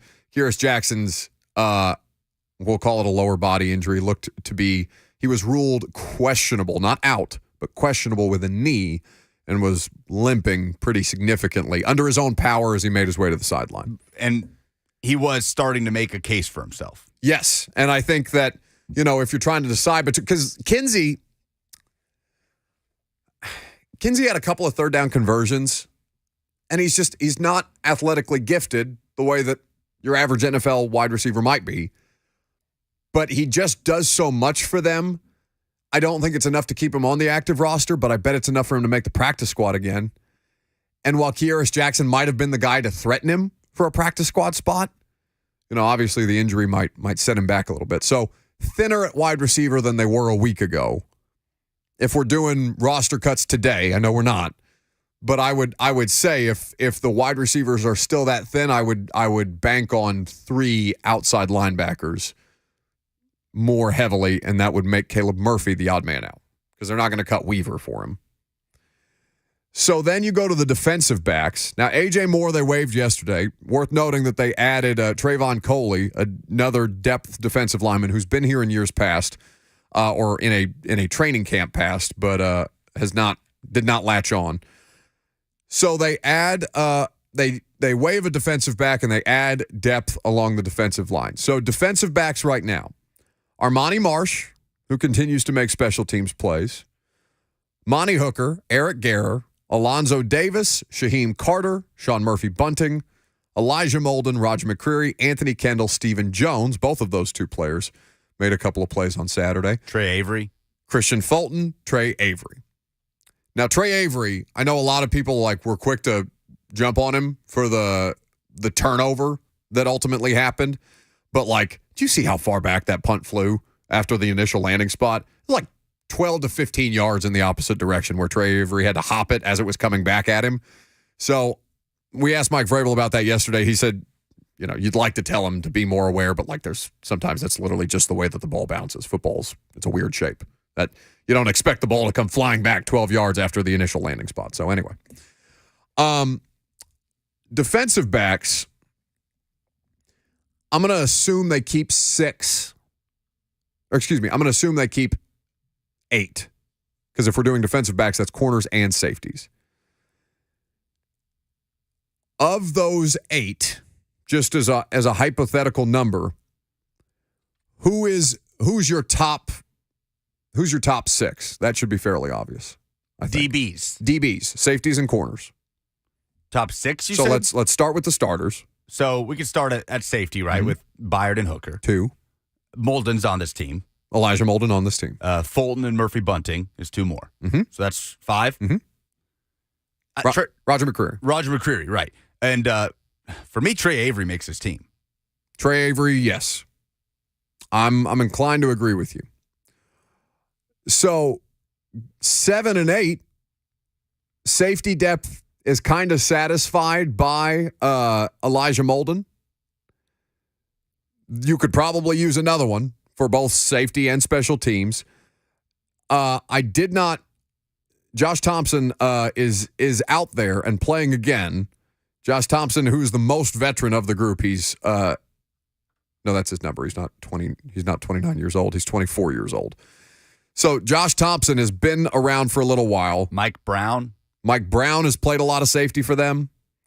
So probably between Thompson and Brown right now, Tyreek Jones in that circumstance. What about Shaheem Carter? Shaheem Carter's made a lot of preseason plays too. They've had a lot of good production from the defensive backs. Because I mentioned, not just Shaheem Carter, Armani Marsh, Anthony Kendall, and Stephen Jones. They both made a couple of plays, not just as defensive backs, but on special teams. And those things matter too. I'm going to say Mike Brown consistently is out there with the 2s. So I'll give Mike Brown 1 spot and Trey Avery the other of the 8. Now, they may keep 9. We'll see. But if just for the purposes of the math, I'll say 8 there. And then the wide receivers. Now, this is complicated because we don't know the timelines for Burks. We've got a couple of weeks for me and Rappaport. That was about the extent. Kyle Phillips, we don't know the extent. Geodis Jackson, we don't know the extent. So you feel good about Burks not having to be placed on IR? Yes. And occupying a roster spot going into week 1. Best case scenario, according to his head coach. So, now the wide receiver room right now, Burks, Colton Dow, and I'm just going alphabetically by their last names. Burks, Colton Dow, Trayshawn Harrison, Gavin Holmes, DeAndre Hopkins, Geodis Jackson, Mason Kinsey, Racey McMath, Chris Moore, Kyle Phillips, Reggie Roberson, and Nick Westbrook-Akina. That's 12. I still think NWI is a lock. I still think Chris Moore's a lock. Traylon, Phillips, and Hopkins makes 5. Are they keeping 6 wide receivers? I don't think I don't know that the answer to that question is no. But I mean, Racing McMath is not doing anything to make me think that he needs to be kept. Like, there's not a compelling case for Racing McMath for exterior wise. Like, I don't know what he's like in the building. The coaching staff may see stuff from him in the meeting rooms that exceeds our sample size, our purview at practice and in preseason. But, like, there is not a compelling case for Racing McMath right now, unless I'm missing it. It's hard for us to evaluate these guys as special teamers. I'm not overwhelmingly equipped to evaluate them as wide receivers, much less as special teamers. So that's the missing piece of this. That's the part that we miss when we're talking about who makes the cut as that 6th receiver if they keep 6, because it'll have more to do with special teams than what they can do on the outside. The only thing, though, that I can go off of is Racing McMath. When he was drafted, specifically, we were told it was because of special teams. Yeah. And if he develops as wide receiver, then okay, great. But, like, is the special teams value there with Racy? Has he? I agree with your assessment that we are not overwhelmingly equipped to be special teams evaluators. But I do think that we have a rough enough knowledge of what it is that they're supposed to do out there versus what it is that's being accomplished by that specific individual, that, you know, whether he's covering kicks or out there trying to run routes, like, there's not an overwhelmingly compelling case for Racy if Chris Moore is going to be a gunner. Yeah, and he's not having a bad camp, but he's not having the training camp that he did in 2022. Remember how much we were talking about Racing McMath last year? I do, camp? because that ended up being more. It wasn't exclusively Caleb Farley that he was beating in practice, but, like, there was enough Racy plays on Farley where it was like, oh, maybe Racing McMath has something, and it just ended up being Farley didn't. Yeah, and Racy got hurt. Did. Hip injury. Yeah, and he out for until, like, December. Significant hip injury. The Cowboys game was his first game back. And he got hurt, remember, in training camp. So that was week 17 before he was out on the field. So, Kyrus Jackson, special teams value, but status TBD. Kyle Phillips, special teams value, status TBD. Mason Kinsey probably, I bet he's on the practice squad again. Now, could Racy clear waivers and end up on P squad? Potentially. Wouldn't hate that by any stretch of the imagination. But if there's a 6 wide receiver, who is it? Because I don't necessarily I think a lot of people would default to Racy because he's the name that's most familiar. He's a draft pick. You know, Gavin Holmes hasn't done anything in the preseason, really. Trayshawn Harrison had a couple of nice plays against the Bears. And by the way, they weren't really passing in Minnesota, like, especially in the second half. I think Malik had 11 attempts in the first half and finished with 17. So, not a lot of volume there to evaluate wide receivers other than special teams and blocking ability. But I don't know that I would make the case for, would you make the case for Kyrus Jackson over Racing McMath had both still been healthy? At full health? Either one over the other. Maybe not Kyrus over Racing, maybe Racy over Kyrus, but is there a compelling argument for either is my question. Kyrus would have to win the kick returner job, right? Like, I feel like you'd have to go into the season thinking that's your guy. I think that's fair. And they haven't yet. And, you know, we'll see whether he's available to do it in practice this week or to do it against New England on Friday night. But the roster math is complicated. We'll have time to work through these things throughout the course of the week. Coming up next, Nashville SC fell in PKs, but an incredible night at Geodis Park. We're going to recap it coming up next.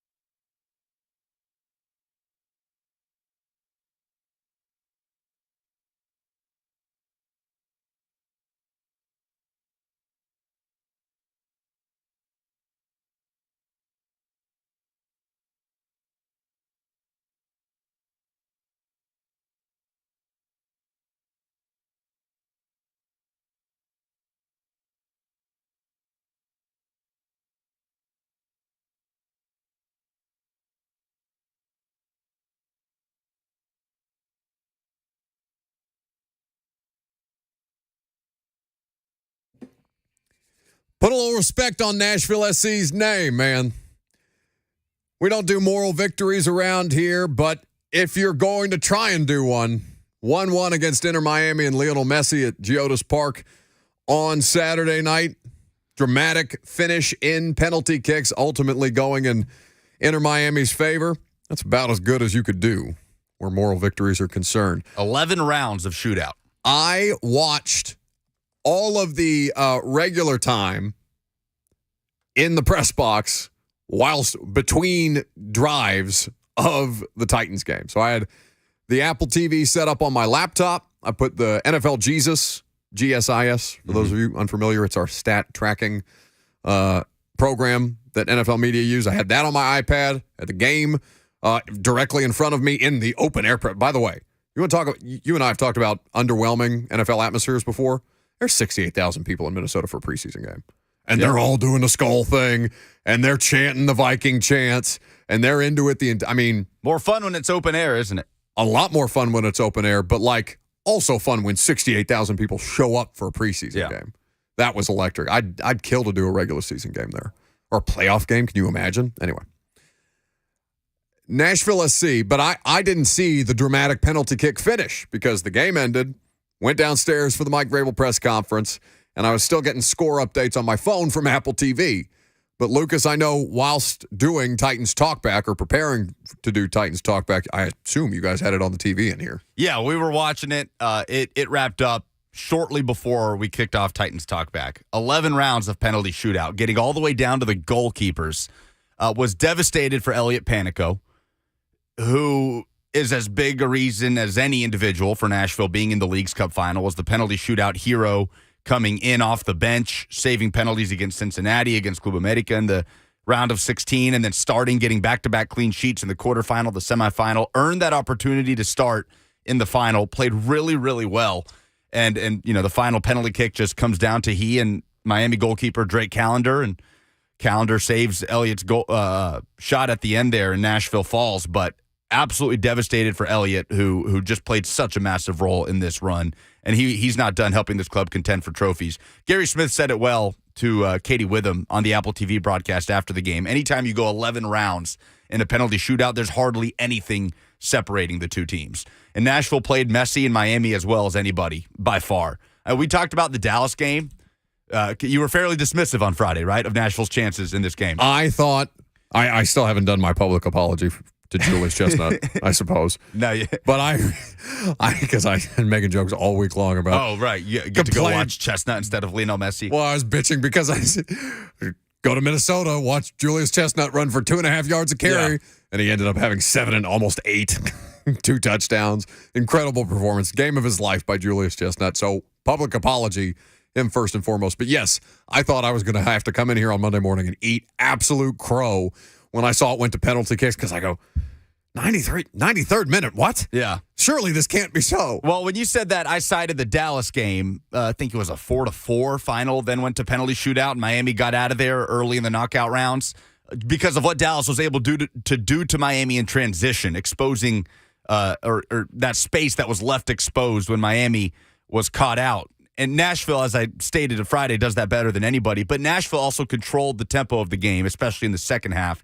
better than anybody has against Lionel Messi in Miami. They limited his space better than anybody has. There's just some things that are inevitable. And Lionel Messi, as the greatest player to ever touch a soccer ball, takes these micro touches where the ball is basically Velcro to his foot, and he finds space that doesn't exist. It was disgusting because, I didn't see his goal live initially. Jimmy Wyatt and I, while Wyatt was making messy jokes down the other end of the press box and making sure that I saw them because they were so bad. Yes. Nick Suss also of the Tennessean also had the game, or he didn't have the game on. He didn't have the soccer game on, but he got the highlight of the goal before Jimmy and I did. And so we're all jumping up, running down to the other end of the press box. See, oh my God, people think it's something that's happening in the football game. Minnesota media are looking around, what the hell's wrong with these people? They're standing up, they're cheering. What are these homers doing in the press box, right? And it wasn't a cheer for the Messi goal. It was shock at the fact that Messi created literally something out of nothing. And then the corresponding goal by Nashville SC, where was it Fafa Pico? Yeah, Fafa Pico just kind of picks out the ball within the chaos off of a set piece, fitting that Nashville scored on a corner. That they've been the best at scoring set piece goals in this tournament, and that equalizes for Nashville. But that goal, like Walker Zimmerman, when he steps on Messi, Walker has that defended. I mean, Walker's right foot is basically on the ball, yet somehow it's as if the ball is super glued to Messi's foot, where he just pulls it right off of Walker, takes this tiny little micro touch around him, and then he doesn't even rear back for the shot. It just flies off his foot, and it's roped into the top corner for just an absolutely stunning goal. Other than that, Nashville limited his space and his ability to affect the game as well as possible. You outlined it really, really well. Half. I thought going back and listening to some of your comments on Friday, just to kind of give myself more context, because again, soccer idiot, admittedly, I thought that you outlined it really well, and I thought it was clear. It was clear for people who listened to the show and then went in with that context through the game. You could kind of see how Nashville was putting the squeeze on him. And then they cut a small break at the end, Nashville did, and Nashville's caught out a little bit, which is rare. Ball over the top to Leo Campana. I don't know if you saw that final sequence, like the last touch of the game, where he has a one-on-one with Panico. Oh, no, I did, because I saw a bunch of people put it on their Instagram story. Crazy sequence. My buddy had that, was the vantage point right from an angle of that, like the back right angle of that goal, where it just barely misses. Chips it over Panico, has to get around Shaq Moore, who's sliding in, and just hits the post, and that would have won it for Miami. Nashville does catch that break. They can't convert. And 11 rounds of penalty shootout. When it gets that far into a shootout, game's going to end in absolutely devastating heartbreak for someone, and that ends up being Nashville. But what a run in this tournament. And you qualify for CONCACAF Champions Cup 2024, which is a massive accomplishment, and now you just turn right back to MLS regular season play. But, man, that crowd just was electric. The supporter section, absolutely bonkers when Nashville equalized. It was so fun to watch. Just really proud of the way this city turned up. Star-studded affair, but it didn't lose that sort of electric vibe that has been established at Geodis Park. I was surprised how many people I knew that got in. I really, to your point, I mean, we talked about what the ticket prices were going for and what the resale prices were going for. But those who opted in, it sounded like, and got the face value price for their ticket of like $350 or something like that. Like, it was a really, really good turnout. Now, I can't speak for what the atmosphere was myself, and I'd love to hear from people who got into Geodis Park, 615, or were able to attend the game, 615-737-1045, what your experience was like. Because from my vantage point, I had to watch it with the sound off. Just it's an open-air press box, so it's loud as hell in there, but like, I wouldn't have been able to hear it anyway. I wouldn't have gotten a good sense. I could obviously tell the electricity that happened, not just with Messi's goal, but then the corresponding Nashville SC goal to tie it up. So I would love to hear from people who were able to get in the building. Because you had Giannis, you had Reese Witherspoon, you had David Beckham. But for the most part, it felt like it was a very Nashville SC heavy crowd. And I wonder, that's not an easy thing to pull off, given how many people wanted to attend that game and how much of a draw Lionel Messi is. Anyway, let's talk about Malik Willis. We've gone 2 hours of the radio show without really breaking down Malik Willis, and that's been intentional because we're going to talk about it for the entire hour coming up next.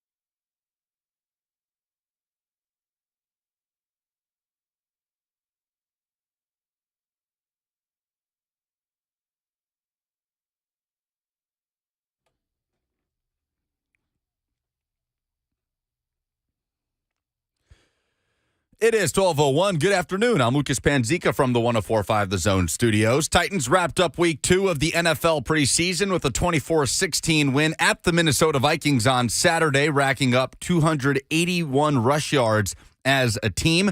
Now back in Nashville, the Titans were scheduled to hold joint practices this week with the Patriots ahead of the Friday preseason matchup at Nissan Stadium.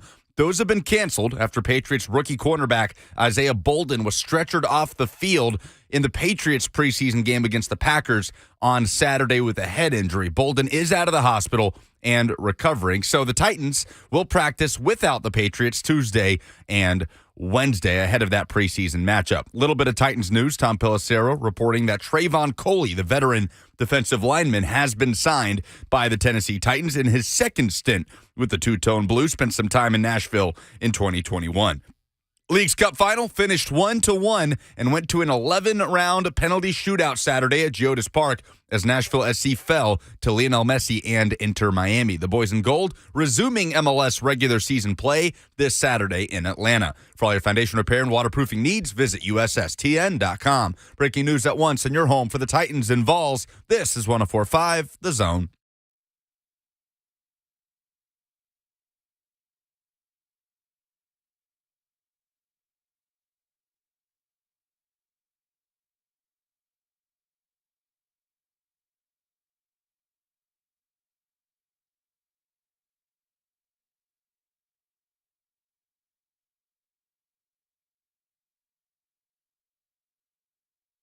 Final hour on this Monday. Let's do it.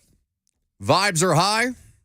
Appreciate you guys spending your morning into afternoon with us. Of course, things keep rolling after Lucas and I have concluded at 1 o'clock. Of course, Blaine and Mickey, 3HL, up after that. Keep the conversation going.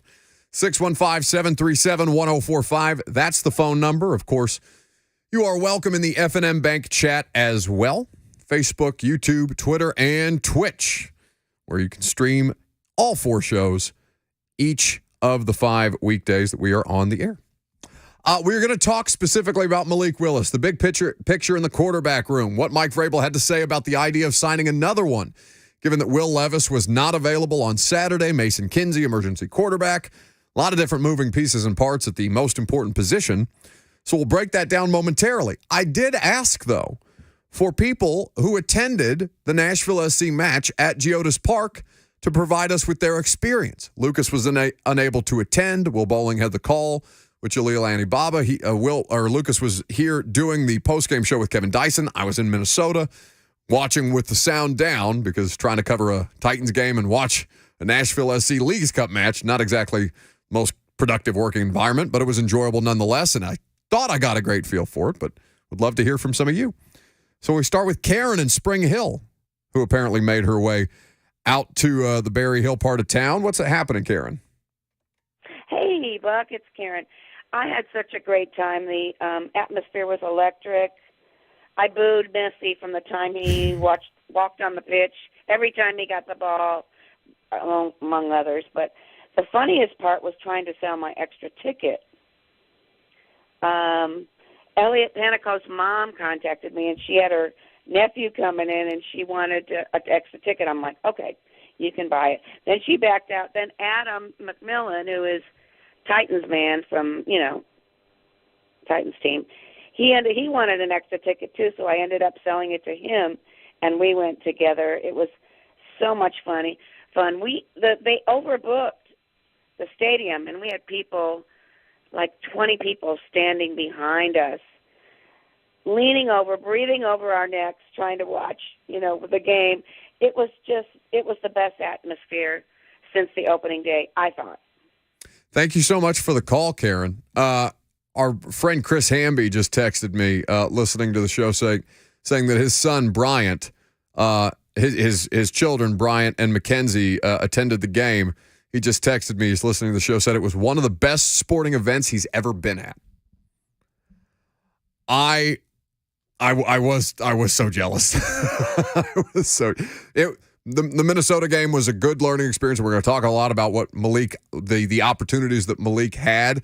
Eric White says, somebody tell Vrabel that Buck was watching Nashville SC instead of doing his job. Press pass revoked. I bet Mike would have watched some of the Nashville SC match too, had you give him the option. But it was such a cool thing to see for the city, to see people excited about the League's Cup, to see people that level excited. There's a general excitement about Nashville SC. The games are fun. Geodis Park is a good environment. The atmosphere is typically enjoyable, family friendly. There's great concession options, all these things that you want out of a stadium experience. But that looked electric. And the only reason that I mean, for obvious reasons, both of us had a little bit of FOMO because, it's a really cool sporting event. It's only going to happen a handful of times, one would imagine, unless Nashville SC continues to have the success that they have, and that those things aren't given, right? Yeah, future's bright, but everything sort of came together. It's a cup final. It's at home. The star power, Lionel Messi, and the Messi thing is still so fresh to MLS, right? He's only been here since late July, right?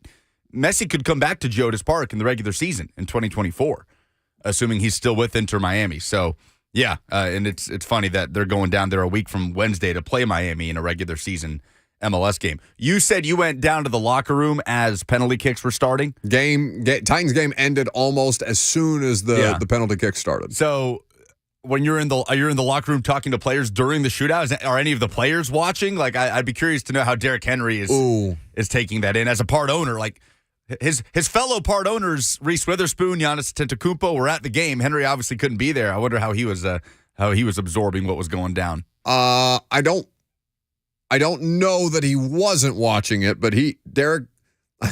I'll say this about Derrick. Derrick always takes an eternity.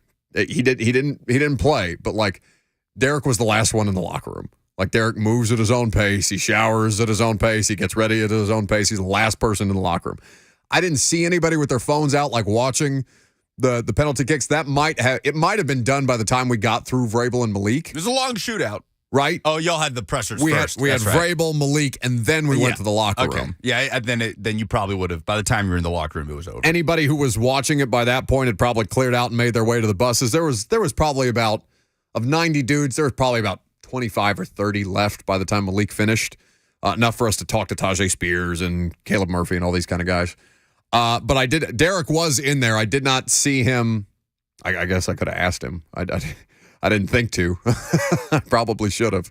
But I did not see Hopkins out there to ask him if he had any misgivings about being at a Minnesota preseason game instead of seeing and attending in his new city a game with the guy whose jersey number he wears to honor in Leo Messi.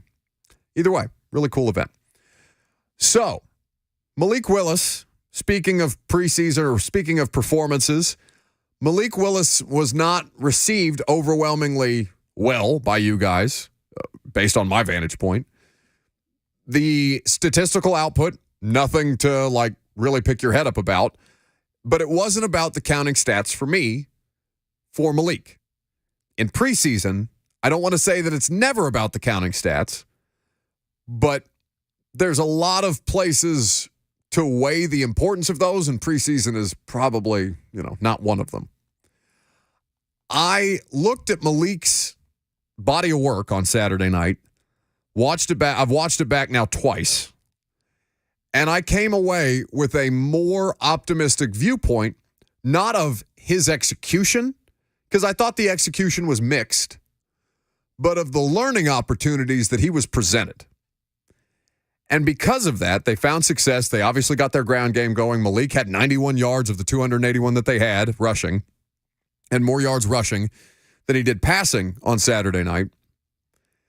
But I thought even from a pass game standpoint, the two Chig drops, the bad miss by Malik on what should have been a routine completion to NWI, I thought that Malik Willis, on the whole, held serve. The interception, not good. Yeah, over the middle, it's just not there. But the explanation of the interception, because I have the great advantage of sitting next to Tehran during the games. And Tehran, I don't know what it is that ESPN pays for. I think it's Next Gen Stats that does the little dots. You know what I'm talking about? Those little graphics where you've got the dots of everything that's happening on a play as it happens. Like Next Gen, I think, is hooked up to the GPS trackers that these guys have. So you can literally see where every player is going on the play, and they just call them the dots. Tehran tweets them out from time to time. And so Tehran, with the dots, helped me see I think it was the safety was supposed to do in that moment, where the wide receiver running up the seam should have carried the safety with him. Instead, the safety made a nice play, broke on the ball, and was in position to make the interception. Still not a great decision by Malik, but there was a nice play made by the safety. Now, you can excuse away almost any mishap in football probably that way by saying, oh, it was just a nice play by the other guy. But I do think that those things are worth paying attention to, especially if you're going to be as critical of him in the preseason as people were in the regular season, myself included. So with Malik, people are saying, well, his ceiling is a solid backup. I don't know what his ceiling is. I don't know what he is yet. I'm saying on a grading curve specific to him, that I have seen Malik Willis make progress. And that while 85 passing yards is probably going to be used to hit him over the head with by fans or people on Twitter or armchair GMs and things like that throughout the course of this week, I thought there were plenty of good opportunities. I thought the advantages of 4 quarters of him getting reps, him missing only 2 offensive snaps that were given to Mason Kinsey for emergency quarterback situations. You're going to hear from Malik Willis and Mike Vrabel about the situations that he was presented and the way that he managed them. And I think there are a lot bigger takeaways to have from Malik Willis other than the easy thing, which is to say 85 passing yards and an interception and a 1-yard touchdown to a running back. What kind of good is that? Well, we're going to talk about that coming up next.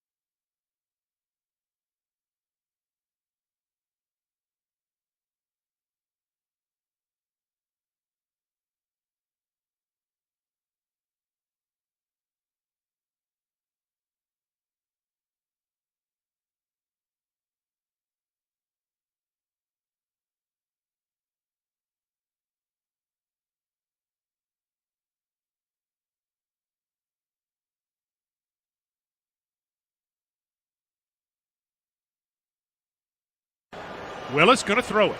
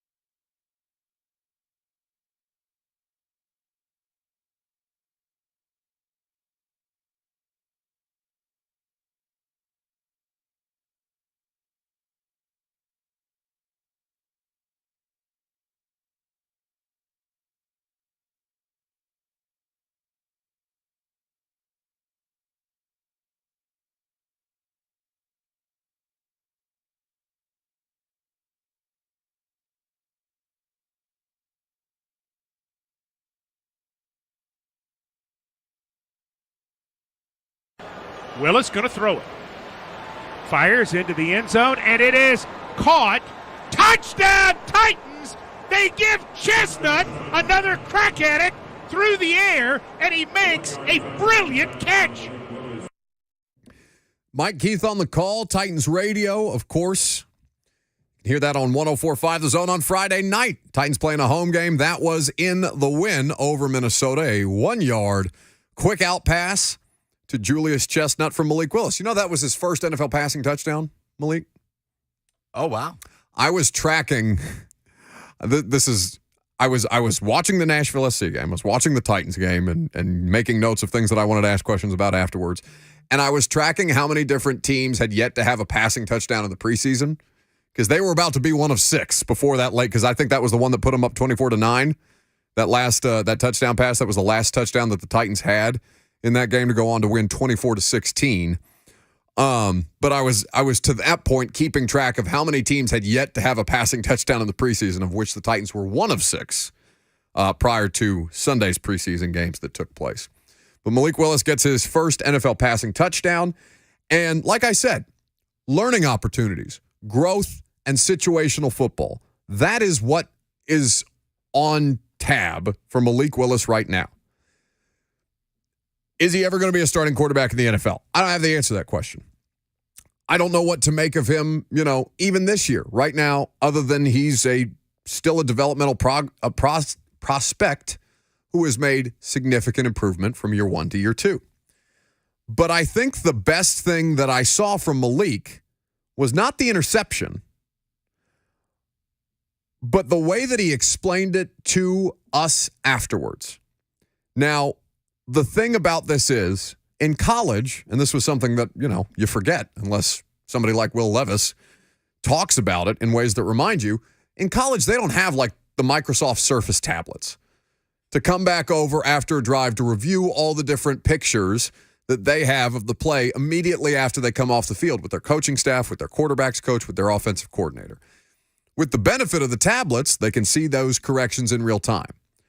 One of the things that made Levis attractive to the Titans was the fact that, yes, he did make mistakes in the 2022 season, but that he was able to clearly identify and articulate the mistakes that he made and where he should have gone on the plays that he did make the mistakes when they went back and watched the film with him. Malik is now doing that at a much higher level. Now, it took a little longer for Malik, coming from different offensive systems, to be expected. But the fact that when we asked Malik Willis about his interception, that he was able to clearly articulate what it is that happened and where it is that his mistake was made, as he does in this audio that we got in the locker room afterwards, I think that's the kind of growth that you're looking to see. Yeah, he was supposed to. He was running with the vertical route, and there was supposed to be a window there, but he made a great play. It happens sometimes. Was that something like predetermined for you to go there, or did you just? No, his back was turned, Gotcha. literally. Like Race was supposed to come right into that window, but he kind of throttled a little bit, and he turned around after he seen him, and it just was a bad play. I just got to get down to my check down. So he's walking us through the play. We would ask Malik about those mistakes last year, and it would not, like there were moments where he could talk us through some of it, but I thought you could clearly picture what it is that he was seeing, the mistake that he made, and where he was supposed to go with the football. The fact that he sees that too is what you want.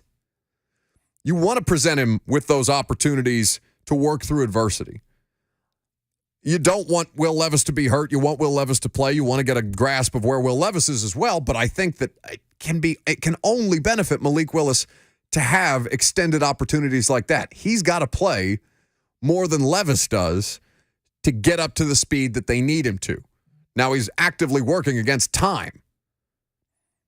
But for Malik Willis, I think that with all of those opportunities that he was presented with, I thought that for the most part, while the decision-making wasn't perfect, and you'll hear from Mike Vrabel on that later, I saw what I needed to see to continue to make me feel like Malik Willis is still the best backup quarterback option for this football team at this point.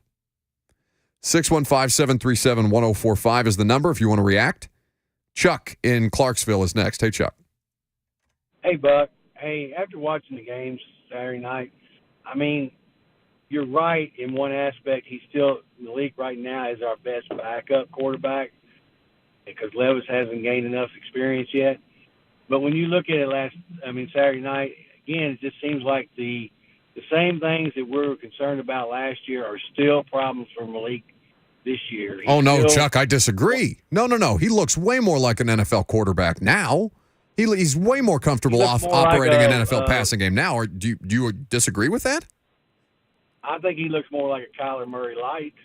But other than that, I mean, I just don't think he's going to be a future. Now, could he get some draft picks in a trade? Maybe. But I think, overall, Levis's abilities and his pro-style experience is going to win out over next year. But right now, I think Malik is serviceable, but he's going to give us about what we got last Saturday night.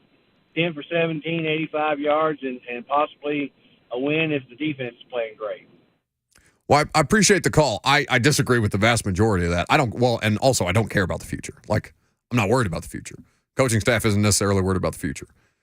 They want to find out if he can play when they need him to play, which is, God forbid, if something happens to Ryan Tannehill. So, let's not have the future quarterback conversation.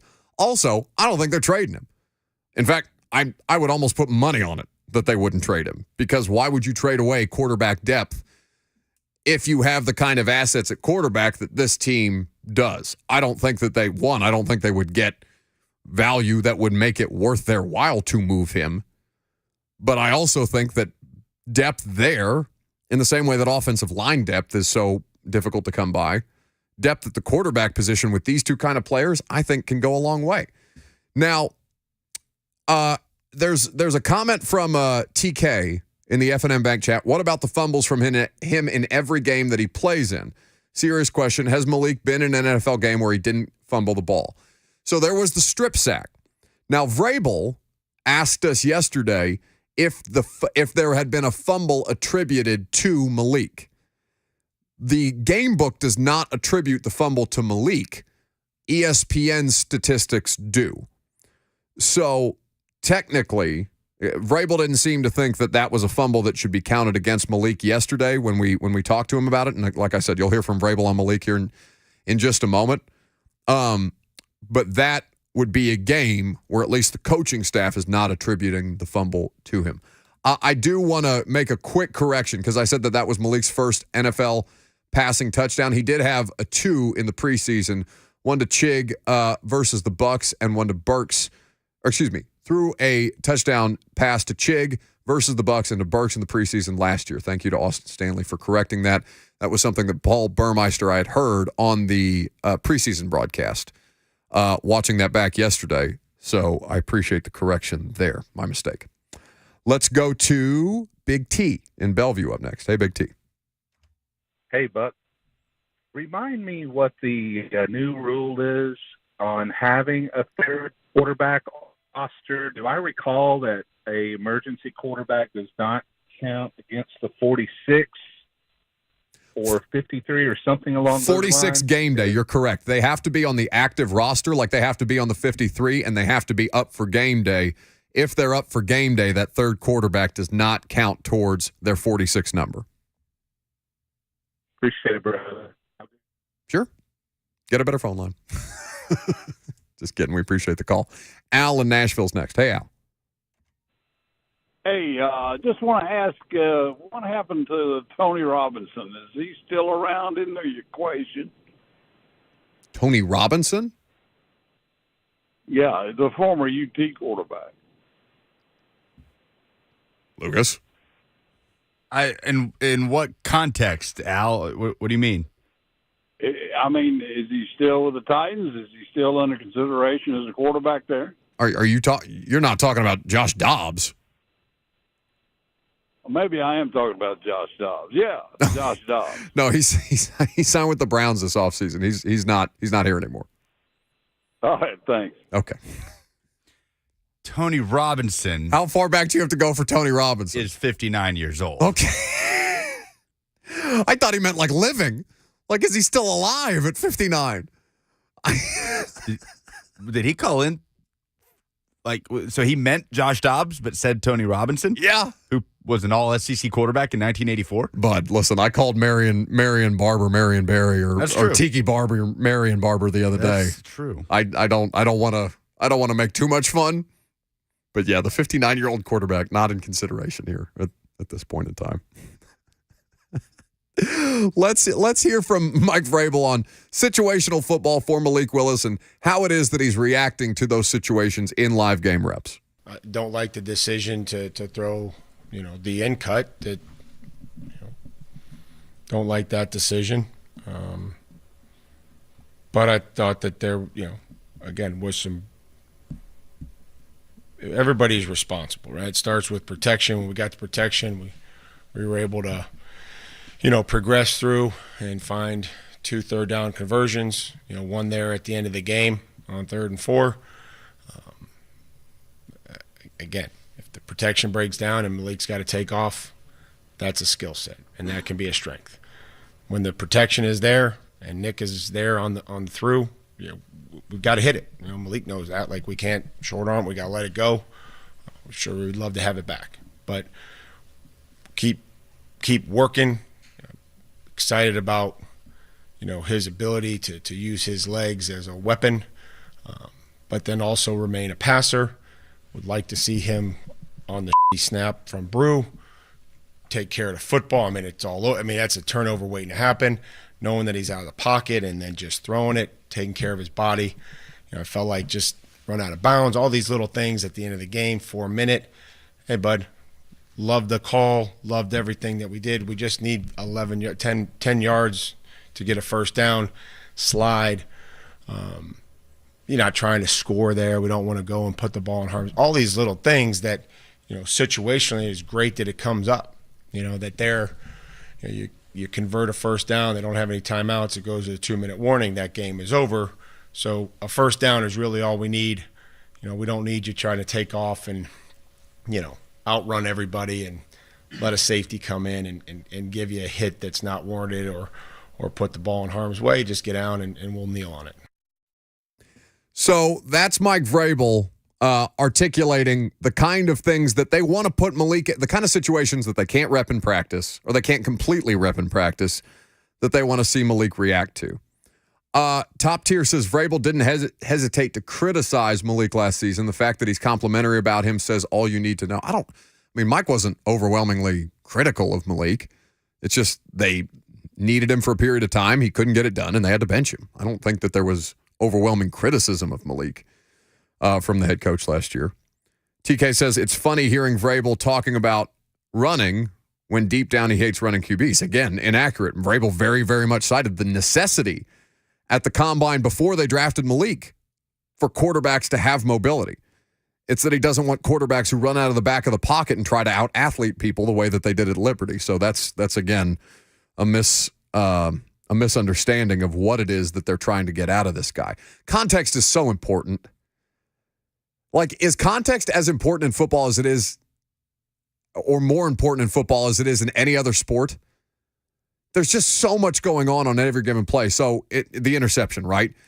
It's not just that the safety made a nice play on the football. It's that Racy throttled down when he probably should have kept running. It's that Malik saw the defender, threw the ball anyway, and probably made a bad decision there. That context, bad snaps, all these different things, offensive line, checks and protections. Context for Malik Willis is even more important because what you're trying to learn about him. Because you know very little right now, or you know precious little right now. You've seen him make steps or take strides. How much further that goes, I mean, only time and reps will tell. But I think that they have these teachable moments now on tape is exactly what they were looking to accomplish. And even if Will Levis' injury kind of forced their hand a little bit, that's as beneficial a situation for Malik Willis as humanly possible. 615-737-1045 is the number. Somebody just asked me based on the last call. Dustin Kennedy tweets us, is Jake Locker still eligible for the Titans starting quarterback job? Maybe I'm thinking about someone else. Yeah, Jake Locker. I think Jake Locker's just out there fishing. People are now DMing us or tweeting us their reaction gifts to the Tony Robinson call. That's pretty funny. For Levis, I think that preciseness is still his biggest drawback. There's feel issues that only more playing time can have the opportunity to course correct. I didn't feel like, did you come away from that game feeling like Malik Willis had accuracy issues? On Saturday, no. No. Not really. You know, there were some decision-making questions, but I would not say accuracy. Largely decision make because there's criticism and I'm trying to provide context for the chat that often lacks context so often. Precision is the word I'm looking for, not preciseness. Thank you. Precision is the thing that is the biggest criticism of Levis right now. Ball placement is the biggest criticism of Levis right now. While Malik is not perfect at that, certainly he can stand to improve. I did not come away overwhelmingly thinking that Malik had accuracy issues. Yeah. I thought that the first drop by Chig was right in the hands. Yeah. Like it would be hard. And it's a chain mover. It's a first down. There was another one to move the chains, a conversion to Kinsey on third down that I thought he rifled it right in there. I thought the pass to Chestnut was right in the spot where it needed to be. The interception's a bad decision, and he said as much. Bad decision, not inaccuracy. I thought that the Nick Westbrook-Akina was the most inaccurate play I saw from Willis Saturday night. It also feels like, does it feel like he's running the football a little more decisively than a year ago in the preseason? His head coach thinks so. Yeah, a little more north and south. Well, think about this. He's not dipping out of the back of the pocket. Now, he had one where it looked like the pocket broke down, the mechanics broke down, he just tried to duck out and make a play. It was the only time I've really seen him do that this preseason, where that was the standard. Because he could stand to run out of the back of the pocket, run a little longer, and outrun people. Now, he had some nice moments where you saw that burst that he's able to bring to the table as he pulled away from defenders and kind of found the corner or found the sideline and then tore it up. But from Malik, the fact that he's running through the front of the pocket as opposed to dipping out the back, trying to find those gaps between the guard and the center or where that space might present itself as the defense sinks back into coverage. If the linebackers give him that space, he's seeing that, and he's making more decisive runs to that effect. So, yeah, I'd agree with that assessment. I don't think his accuracy is an issue right now. I think that he's a more decisive runner. I think that his decision-making needs to improve, and that's only something that can improve by getting the opportunities like he had on Saturday night. They're few and far between. He's not going to play 4 quarters on Friday, assuming that Levis is healthy. And I'm enjoying listening to Malik after these games more and more as he kind of grows into this. Like his demeanor is that of starting quarterback potential. He gets it. He's comfortable. He's even keeled is what it is to me. Not too high, not too low. It feels like he's the same Malik Willis every time he steps up there. Well, it's funny. I had the first question for him, and I said, "Well, how'd it go?" He goes, "Well, we won. That's a plus." He's just what did he say to us on the show? It's almost like there's no more surprises. Now, that's easy to say in training camp week 2 or 3, whenever we had him. Because, of course, there's going to be moments where, any quarterback gets made to look foolish because defensive coaches, defensive players get paid too. They'll get you from time to time.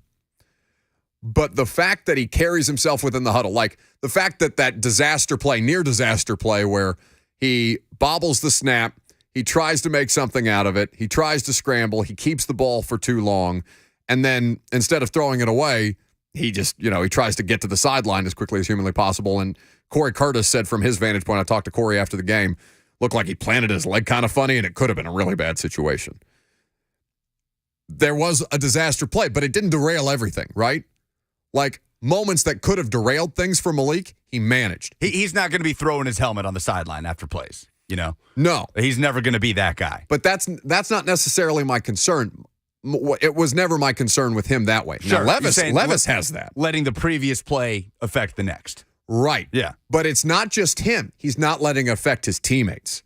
He has the command of the huddle. He's got the operation stuff down. You remember the first time he sat down with us at training camp his rookie year. What's the thing that's been the biggest learning curve for you? The huddle. Yeah. What? Literally huddling. Literally the huddle. Yeah. And now it's, I won't say routine, but he's making it look a lot more routine. He has that quality that like Dyson and Blaine bring up all the time with Steve McNair. It was just always the exact same dude. Yes. Pre-game naps, after an interception, after a touchdown, exact same dude, same demeanor on the sideline, regardless of what happened on the previous play. Feels like he has a little bit of that sort of even-keeled. Laid back maybe isn't the right word because I feel like laid back connotates almost lazy. So it's not that, but just calm, cool, and collected. So you feel good about him being able to grow with that sort of demeanor and that presence of being able to absorb the good and the bad at the same time. Kicks good on YouTube. Willis is a lot better this year than last year. He's not there yet, but I believe he will do better if called upon this season. There's no doubt in my mind that Malik Willis, even if he sees the real life Patriots defense, right? If he saw the Patriots in the regular season, or the Saints, should he have to play against the Saints? God forbid, because that would mean something terrible has happened. Like, there's no doubt in my mind that Malik Willis would manage that situation better. The outcome might be the same. They may not win the game, but that he would look better doing it, that he would have better command and better control. There's no question in my mind that he's making that kind of progress. 615-737-1045 is the number. Last call for phone calls. We'll update some polls before we get you over to Blaine and Mickey coming up next.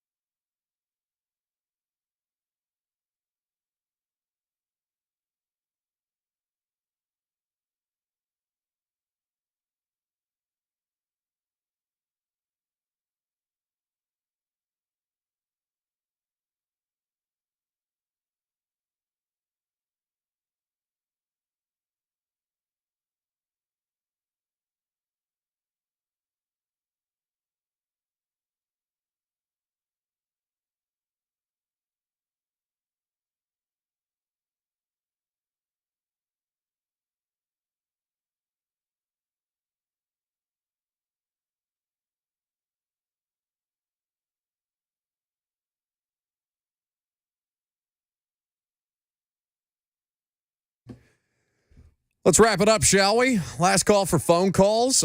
Quick news item. Lucas told me that Michigan is going to self-impose a suspension on Jim Harbaugh. The NCAA investigation did not find enough evidence for grounds to suspend him for that 4-game suspension that they had initially proposed.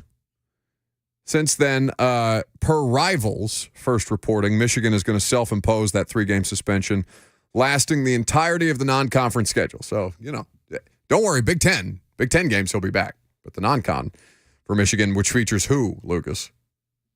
Oh, like you and me. Just you and me out on a football field. East Carolina is their opener. Oh, sorry, Robert. Totally dismissing his ECU Pirates. Hasn't East Carolina's had some good seasons? Oh, yeah. Are you kidding? The Lincoln Riley days at ECU, they're putting up crazy points when one Robert Walsh was receiving his education. Yeah, then UNLV and Bowling Green. Let's not cite Robert Walsh's education as something to tout the ECU experience. He is an educated man. I think that Bert is smarter than both of us, but there's precious little evidence of that. That just makes him smarter. He's the one you least expect. He had a higher ACT score than any of us. Well, no, you and he both had the same ACT score. 31? Yes.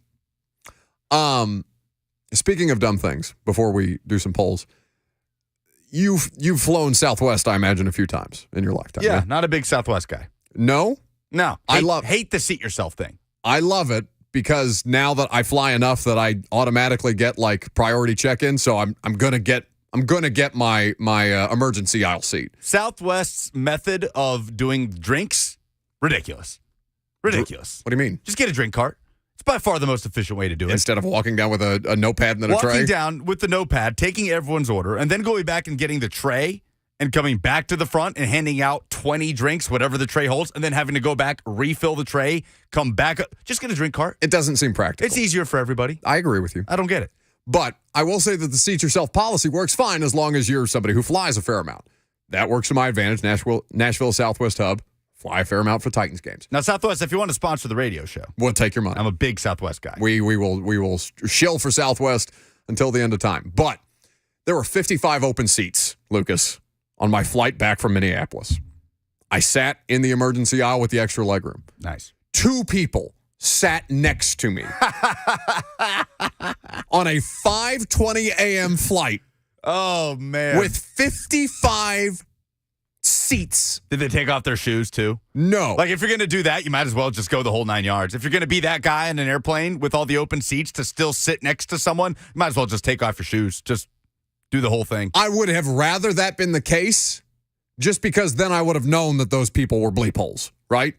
Instead of just sociopaths who on a plane with 55 empty seats sat directly next to me. That is so funny. I've never wished evil on 2 people more in my life. Polls, please. All right, Dan. I reckon I'll talk about a poll update. This is Carl Childers. There's a young feller. I think he's got the final numbers. Here's the producer of the Buck Rising show. A feller named Lucas Panzeker. Got any mustard and biscuits? Presented by Two Rivers Ford, who sells below MSRP on any non-specialty new Ford. Whose stock is up after the Titans' preseason win at the Vikings? Daniel Ryan says Lionel Messi's stock is up. John says Caleb Murphy. Travis going with Tyjae Spears. Ryan going with Spears as well as Julius Chestnut in the running back room. Running backs in general, the Titans got what they wanted in the rushing attack. It was one of the most successful outings that I'm sure Julius Chestnut has ever had in his career. Getting some shout-outs for Justin Murray and Thomas Odukoya for the blocks they were throwing. Odukoya, I think, was on the run that the 55-yard run by Chestnut that was sprung out on the right side. Odukoya threw a nasty block on the edge there to just make it a space that a Mack truck could drive through. Him and Trayvon Wesco are going to be interesting to see how they determine who's that inline tight end / fullback, because Alizé Mack had some nice blocks too. Whose stock is down after the Titans' preseason win at the Vikings? Brian says, I'd say the place kickers, not because of what they did in this game, but because they didn't really have anything to do in the game. Yeah, I still don't think either of them are are the week one solution, but we'll see. A lot of folks saying Hassan Haskins stock down. By nature of not playing and Julius Chestnut showing out, yes. Did Malik Willis distance himself further from Will Levis as the Titans QB2 on Saturday? Yes, he's further ahead. No, it's a closer quarterback competition. Or did it stay the same? 50% say it stayed the same. 34% said it got closer. 16% say Malik created more separation. I'm in line with the 50%. I don't think there was anything discernibly to separate. Push. What is one word to describe Nashville Soccer Club's performance Saturday in the League's Cup final? Steve Cavendish, our buddy, says gutty. Mahogany says resilient. Jason says gritty. Karen says scrappy. Steve says competitive. I just love the word grit. Grit. Gritty is how I felt about Nashville SC's performance. Those polls? Those are the polls. Excellent. That's the show. Blaine and Mickey coming up next. I'll talk to you tonight on Primetime. Have a great rest of your afternoon.